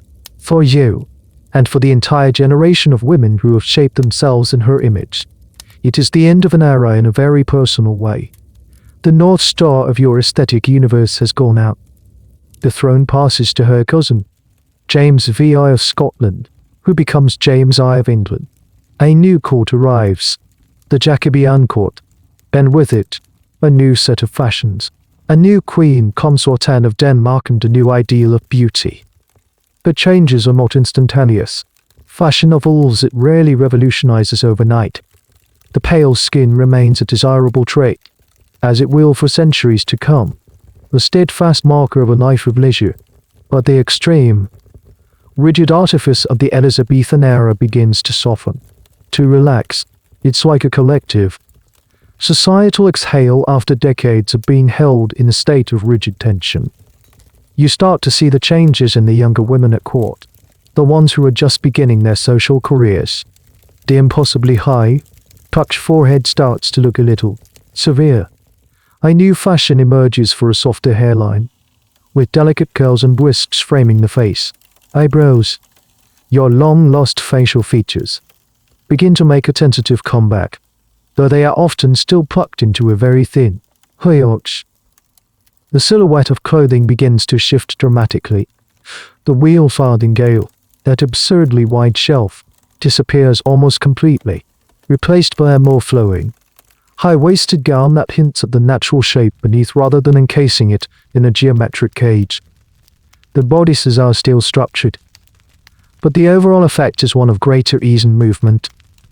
The ruffs, those enormous, plaid-like collars, shrink and are eventually replaced by soft, falling lace collars that drape over the shoulders, allowing for a freedom of head movement you haven't experienced in years. Even the makeup starts to change. Stark, dull-like circles of red on the cheeks give way to a more blended, subtle flush. The goal is still an idealized beauty, but the aesthetic is shifting from the symbolic and architectural to something slightly more naturalistic, more human. For you, a woman who has spent her entire adult life mastering the Elizabethan ideal, this transition is deeply unsettling. Your skills, honed through years of painful, poisonous ritual, are becoming obsolete. The very look that you perfected, the face and form that defined your identity, is starting to look dated, old-fashioned, even a little ridiculous. There is a historical debate about how quickly these changes took hold across the country. Was the transition swift, dictated by the new court, or was there a significant fashion lag, with women in the countryside clinging to the old Elizabethan styles for years, or even decades? Evidence from portraits and household accounts suggests that while the elite in London work quick to adopt the new Jacobean fashions, the older styles likely persisted in more provincial areas, becoming a marker of someone who was out of touch with the times. One of the most poignant symbols of this change is the decline of Venetian CERUs. While it doesn't vanish overnight, its dominance begins to wane. New, lighter face powders made from rice or wheat starch, which offer a less opaque, more natural finish, become more popular. The thick, leaden mask starts to be seen as overly harsh. This is not because of a sudden, widespread understanding of its toxicity. That realization is still centuries away. It is simply a matter of taste. The deadly fashion is falling out of fashion. You find yourself at a crossroads. Do you try to adapt, to learn the new, softer styles? Do you let your hairline grow back in, attempt to coax your long-lost eyebrows into existence? Do you abandon the heavy wig for a softer hairstyle, or do you cling to the familiar, to the face you have known for so long? Many women of your generation choose the latter. They become living relics of a bygone era. Their stark white faces and enormous ruff is a startling sight amidst the softer fashions of the new court. They are figures of respect, perhaps, but also of a certain gentle mockery. They are the old guard, unable or unwilling to change. You look in the mirror at your own reflection, at the mask you have worn for a lifetime. To abandon it feels like abandoning yourself. It has caused you pain. It has poisoned you. It has trapped you. But it has also been your armor, your identity, your hurt. As the world moves on, you are left to contemplate the ruins of a beautiful, brutal, and impossible ideal. You decide to make a change, not a drastic one, but a small concession to the new era. You allow your maid to style your wig with a few soft curls around your face, a subtle nod to the Jacobean fashion. You swap your enormous cartwheel ruff for a slightly smaller, less aggressive one. It feels like a betrayal of everything you've ever known, but also, surprisingly, like a relief. As you navigate this shifting landscape, you begin to see the world through new eyes. You look at the younger generation, the girls who are the age you were when you first opened a pot of CERUs, and you see them embarking on their own journey of beauty. Their standards are different, perhaps marginally less dangerous, but no less demanding. They chase a high-waisted ideal. They fret over the precise drape of a lace collar. They experiment with new French hairstyles. The game is the same, only the rules have changed. This is a moment of profound reflection for you. You are a survivor. You have lived through one of the most punishing beauty regimes in history. You bear its scars, both visible and invisible. The greyish tint of your skin, the tremor in your hand, the ache in your bones, these are the permanent souvenirs of your dedication to the Elizabethan ideal. You might even encounter a new kind of medical practitioner, one whose ideas are beginning to challenge the old ways. The 17th century saw the beginnings of a more empirical approach to medicine, a shift away from the purely theoretical humoral medicine of the past. A physician might now correctly identify your chronic abdominal pain and tremors as painter's colic or Saturnism. making the direct link between the lead in your cosmetics and your ill health. This is a crucial turning point in the history of cosmetics and toxicology, though it's a slow and controversial one. For every forward-thinking physician making these connections, there were dozens who clung to the old beliefs. The debate over the safety of cosmetics would rage for centuries. But for you, hearing a doctor finally give a name to your suffering, to validate the connection you may have long suspected, is a moment of chilling vindication. It confirms that the price you paid for beauty was not just pain or discomfort, but a measurable shortening of your life. There's a fascinating, little-known counter-movement that gained quiet momentum during this period, the rise of natural beauty philosophies. While the Puritans condemned cosmetics on moral grounds, a different school of thought emerged that praised naturalness for aesthetic and health reasons. Writers and thinkers began to celebrate the English rose complexion, a look of simple health with rosy cheeks and natural skin, as a patriotic alternative to the deceptive French and Italian fashions. This was not the dominant view, but it represented a crack in the foundation of artificial. You might read a pamphlet or a poem extolling the virtues of fresh air, a simple diet, and a clean face. It speaks of a beauty that is honest, pure, and uniquely English. Reading this, you might feel a pang of regret for the years you spent in pursuit of a ghostly, toxic palette. It's the 17th century equivalent of discovering the no-makeup look after a lifetime of heavy contouring. Your perspective on the past also changes. You remember the women you knew who were not so lucky. Lady Penelope, who wasted away from a mysterious illness that was organ failure from lead poisoning. Young Catherine, whose string of miscarriages ended her family's line, a tragedy you now connect to the toxic load in her body. These are no longer just sad stories, they are cautionary tales, the human cost of a collective cultural obsession. You look at your own hands, at the slight but persistent tremor. You are marked by your history. You cannot erase the years of self-poisoning, but you can make a choice. One evening, as Bess prepares the nightly ritual of scraping and scrubbing, you tell her to stop. You leave the gentler, falling lace collar on your nightstand and dismiss the heavy wig to its block. You walk over to your dressing table, pick up the heavy pot of Venetian sea. I use the same pot that has been your constant companion for decades, and you look at it.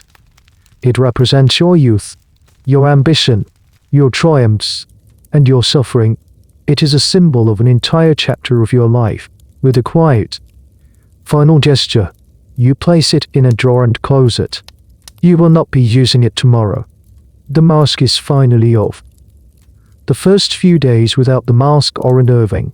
You feel naked, exposed, profoundly vulnerable. When you look in the mirror, the face you see is a stranger's. It is a face you have not truly seen since you were a girl. You see the faint network of veins at your temples, the uneven pigmentation, the scars left by the lead paint itself.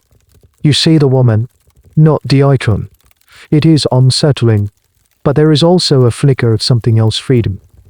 Your morning routine is now shockingly simple. A splash of cool water, perhaps a gentle wash with a simple, oat-based soap. There is no plucking, no painting, no construction. The hour you once dedicated to building your facade is now an empty space, a quiet expanse of time that you don't know how to fill. You might spend it reading, or walking in the crisp morning air of your garden, something you always avoided for fear of the sun. The feeling of the sun on your bare face, without the thick, suffocating layer of CERUs, is a revelation. You also have to learn how to move your face again. For years, your expressions have been constrained by a cracking layer of pain. Now, you can smile.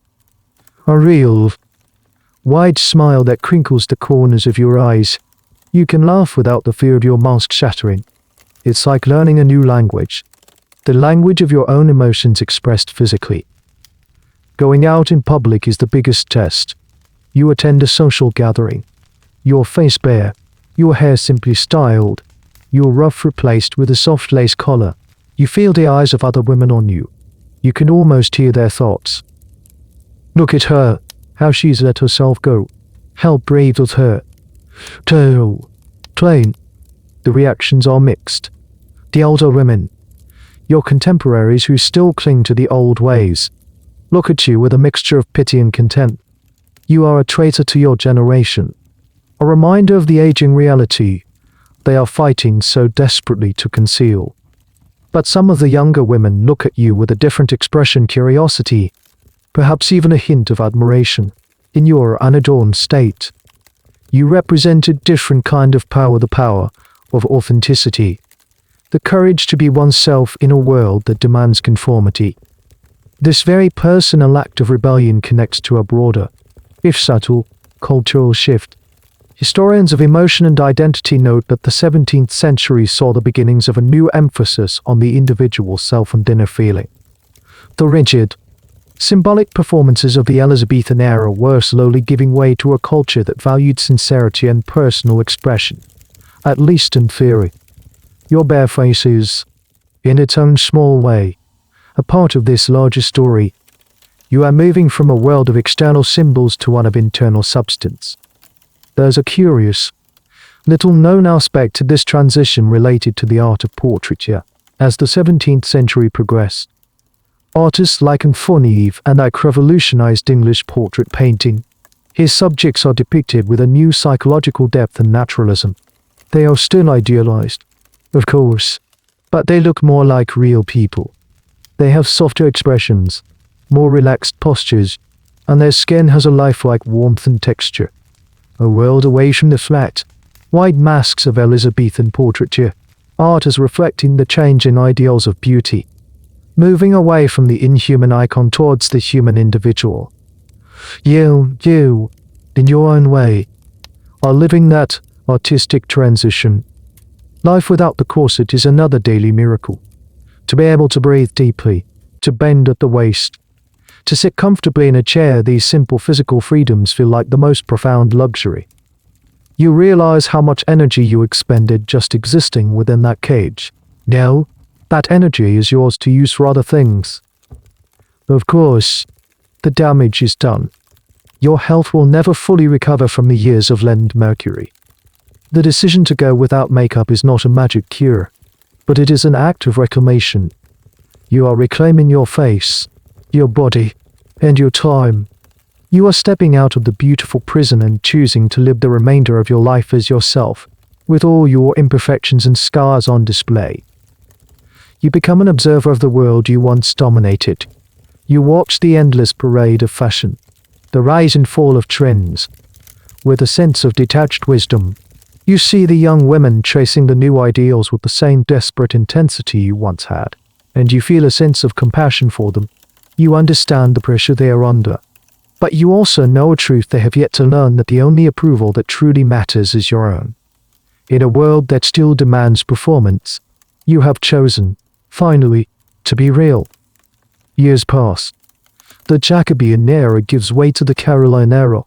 Under King Charles I, the world continues its slow march forward. You are an old woman now, a matriarch, a figure of quiet dignity in your family. The tremor in your hand is more pronounced, a constant reminder of the lead you absorbed in your youth. But your mind is sharp, and your spirit, freed from the cage of fashion, is resilient. You spend your days in the quiet rhythm of a great household. You oversee the accounts. You manage the servants. You teach your granddaughters how to read and manage their own future households. You are teaching them skills of substance, not just the arts of appearance. When you see your eldest granddaughter fretting over her reflection, you don't lecture her about the follies of vanity. Instead, you tell her stories. You tell her about a queen who ruled a nation and built an empire. A woman so powerful she turned her own image into a weapon of statecraft. You describe the shimmering, almost magical world of the Elizabethan court. The lavish masks, the great halls filled with music, the sense of living at the very center of the universe. You paint a picture of the glamour and the power, because that was real, too. But then, you show her the scars. You hold out your trembling hand. You show her the faint grey discoloration on your skin that never quite faded. You tell her about the pain of the tweezers, the sting of the lie, the suffocating feeling of the mask. You tell her about the friends you lost, not to war or plague, but to the slow, silent poison in their makeup pots. Your stories become a form of living history, a personal testimony that brings the past to life in a way no book ever could. This oral tradition, the passing down of knowledge and experience from one generation of women to the next, is a powerful and often overlooked force in history. It's how the unwritten rules of society, the warnings, and the wisdom are transmitted. A fascinating debate among social historians is the extent to which women in the past were aware of the dangers they faced. Were they simply ignorant victims of their time? Was there a kind of folk knowledge about the risks of certain practices? Your stories suggest the latter. While you didn't have the language of modern toxicology, you had the evidence of your own body and the memory of your friends. You are creating a new narrative, a cautionary tale to be passed down your family line. Beauty is a worthy pursuit. You might tell your granddaughter, but never let it cost you your health. Never let the mask become more important than the face beneath. You also witness the slow evolution of cosmetics. The little pot of Venetian CER use is now a genuine antique, a relic of a bygone, more brutal age. Newer, safer, or at least less acutely toxic products have taken its place. There's a growing trade in imported French cosmetics, which are seen as the height of sophistication. Poudre d'Air's rice powder and rouge from safflower petals are replacing lead and mercury. This isn't a victory for public health awareness, it's a victory for commerce and changing tastes. But the result is a marginal improvement in safety, a small step away from the abyss of the 16th century. One day, your granddaughter comes to you with a small, beautifully printed book. It's a new book of secrets, a guide for ladies on household management and personal care. She points to a recipe for a face whitening paste. You read the ingredients: powdered alabaster, white vinegar, and rosewater. It's still not something a modern dermatologist would recommend. But you notice one crucial omission. There is no lead. In that small moment, you see the arc of history. You see the slow, painful, and often accidental process of progress. The world your granddaughter is inheriting is not perfect. It will have its own vanities, its own pressures, its own impossible standard. But it will be, in this one small but significant way, a little safer. You have become a bridge between two worlds. You are a living link to the age of Shakespeare and the Virgin Queen, a time that is already passing into legend. Your personal story is a microcosm of a larger historical shift from a world of rigid symbolism to one of burgeoning individualism. From alchemical poisons to commercial products, from ignorance to a dawning, incomplete awareness, you survived the beautiful horror of your youth. And in doing so, you have become a keeper of its memory, a guardian of its lessons. One afternoon, a young painter arrives at your country estate. He has been commissioned by your son to paint your portrait, a matriarchal record for the family archives. You are hesitant at first. The last time you searched for a portrait, you were a young woman, encased in the full, glorious, and painful armor of Elizabethan fashion. The memory is not entirely pleasant. But you agree. You sit for him not in your finest gown, but in a simple, dark velvet dress. Its only adornment a collar of fine, soft lace. You wear no wig. Your own thin, white hair coiled neatly on your head. You wear no makeup. You sit in a chair by a large window, and the artist studies your face in the clear, honest light of day. He does not ask you to hold a stiff, formal pose. He is a student of the new, more naturalistic school of portraiture. He asks you to simply be yourself. He talks to you as he works, asking about your life, your memories, and you find yourself telling him the stories you tell your granddaughter. You tell him about the court of Queen Elizabeth, a world that now seems as distant and mythical as Camelot. You describe the feeling of the heavy CER use on your skin, the weight of the ruff, the sight of the Queen herself, a blazing icon of red and white. The artist listens, fascinated. His brush moves across the canvas, not with the quick, precise strokes of a miniature ISD, but with a softer, more searching touch. He is not just painting a face, he is trying to capture a life. This interaction itself is a small historical footnote.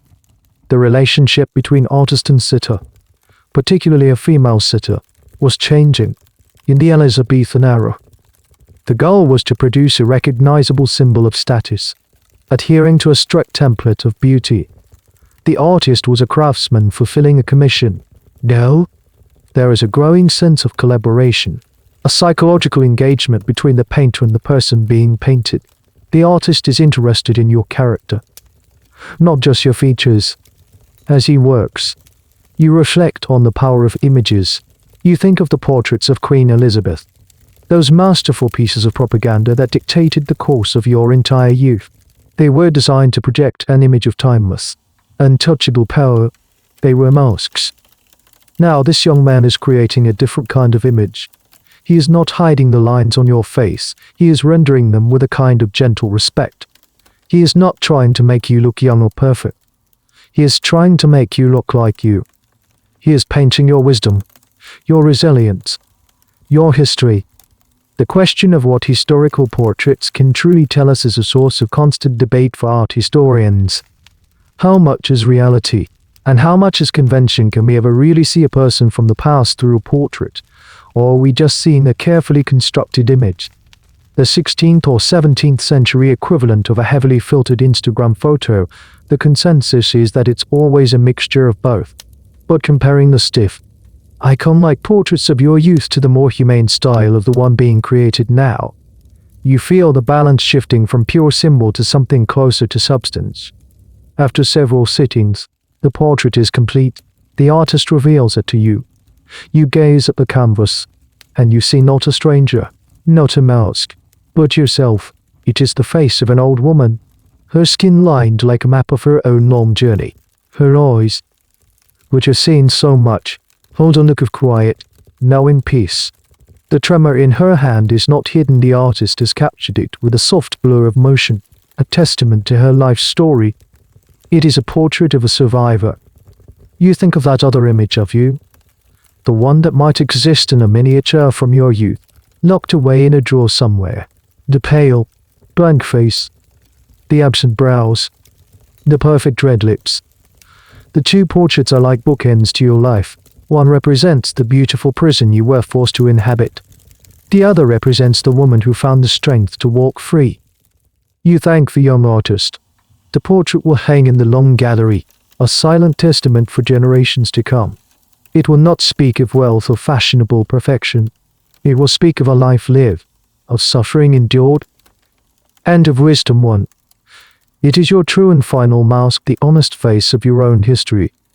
In the final, quiet years of your life, the days fold into one another with a gentle sameness. The grand dramas of the court are distant echoes. Your world has shrunk to the size of your home, your garden, your family. It is a peaceful, circumscribed existence.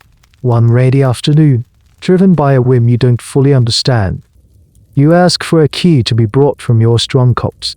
It is a heavy, iron key, and it opens a large wooden chest in the attic, bound with iron straps and covered in a fine layer of dust.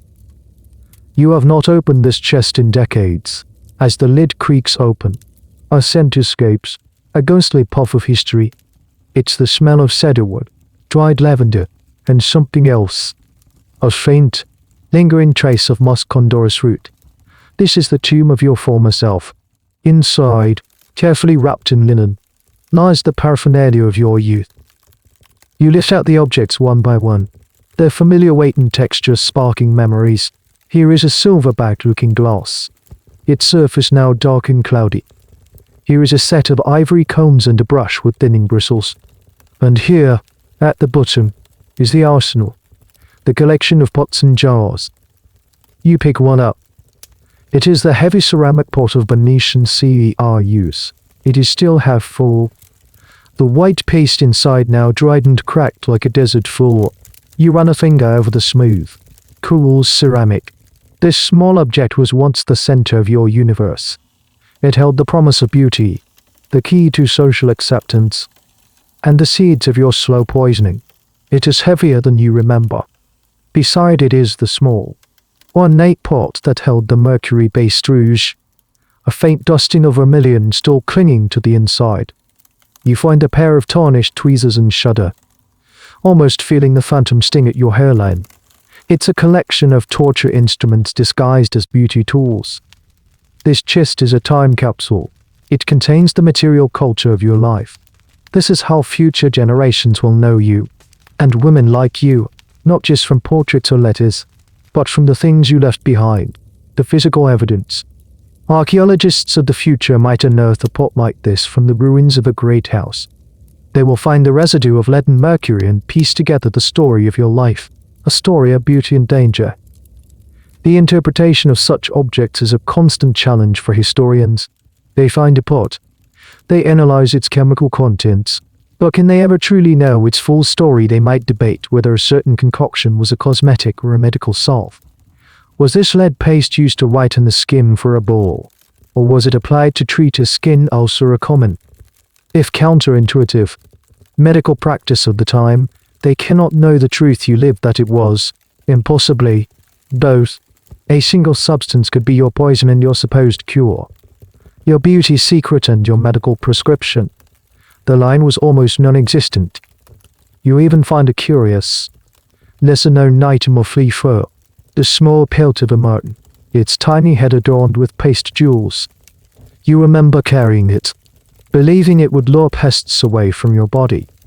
Now it looks like what it is, a sad, tiny, dead animal, a symbol of a desperate and slightly bizarre solution to a problem created by the very fashions you wore. You carefully lift out the ghost of a gown. Not a grand court dress that would have been too valuable and likely repurposed decades ago, but perhaps a pair of embroidered sleeves. The silk is fragile, the metallic threads tarnish, but the intricate stitching is still visible. You think of the hours of labor, the skilled hands of the embroiderers who created this, all for a single part of a single outfit. The sheer, breathtaking expense and effort of it all seems almost mad to you now. Holding these objects, you realize something profound. They are no longer charged with the same pain and anxiety they once were. The pot of CEE or use no longer feels like a threat, it feels like a relic. The tweezers no longer evoke pain, they evoke a distant, almost detached pity for the young woman who used them. Time has transformed these instruments of your beautiful prison into museum pieces, curiosities from a past life. You have outlived the poison. You have outlived the fashion. You have even outlived the meaning of these objects. They are just things now, silent witnesses to a silent struggle. You carefully wrap each item and place it back in the chest. You close the lid, the puff of scented air now seeming final. The key turns in the lock. The ghosts are contained. You have looked your past in the face, held it in your hands, and now you are putting it away for good. You are ready for the final chapter, not of the past, but of your own quiet, peaceful present. The end comes as it does for most quietly, without fanfare. You are in your bed, the same grand poster that once served as a sanctuary from the cold and a stage for your morning rituals.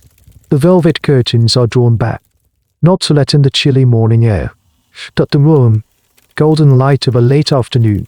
Your family is gathered around you, their faces a mixture of sorrow and love. Your granddaughter holds your hand, the one with the tremor, now stilled. In these final, lucid moments, your life doesn't flash before your eyes in a dramatic torrent of images. Instead, it comes to you in sensory fragments. The show, vinegary smell of CER use, the scratchy feeling of a starched trough against your neck, the breathtaking pressure of a corset being tightened, the surprising weight of a wig, the taste of mercury on your lips. These are the sensations that wrote the story of your life onto your very body. You think of the impossible paradoxes you embodied, the quest for a pure, virginal look that required you to slather your face in the poisons of the earth, the desire for a fiery, vital head of hair that you achieved by burning it with corrosive chemicals, the performance of effortless, aristocratic leisure that required hours of agonizing labor each day. You were a living contradiction, a walking work of art built on a foundation of pain. Your life story serves as a perfect, if extreme, example of what historians call the social construction of beauty. There is nothing inherently beautiful about a deathly pale face, a plucked back hairline, or blackened teeth. These things became beautiful because a powerful culture, driven by a powerful queen, declared them to be so. Your entire existence was a testament to the fact that beauty is not natural, it is learned. It is enforced, and it is always, always changing. You look at your granddaughter's face. She has her eyebrows. Her skin is clear, with a healthy, natural flush. She is beautiful, but her beauty is of a different kind, a different era. You wonder what impossible standards she will face in her own life. What will be her CER use? What will be her rough? The technologies will change. The ideals will shift, but the fundamental pressure to conform, to chase an ever-receding ideal, would likely remain. It is a timeless human story. A final, obscure historical detail floats into your mind. You remember hearing of a strange practice from ancient Rome, where wealthy women would sometimes put a single, deliberate patch of espulineum on their face. It was a small piece of black silk or velvet, cut into a shape like a star or a crescent moon. Its purpose to draw attention to the beauty of the surrounding skin. It was a calculated imperfection designed to highlight perfection. In a way, your entire life was the opposite. You spent it chasing a flawless perfection to hide the beautiful, messy, imperfect reality of being human. You feel a sense of peace settling over you. The long, exhausting performance is finally over. The mask, which you shed years ago, is now irrelevant. The poisons, which have been a part of you for so long, have done their work, but they did not win. You lived a long life. You found a measure of freedom. You passed on your wisdom.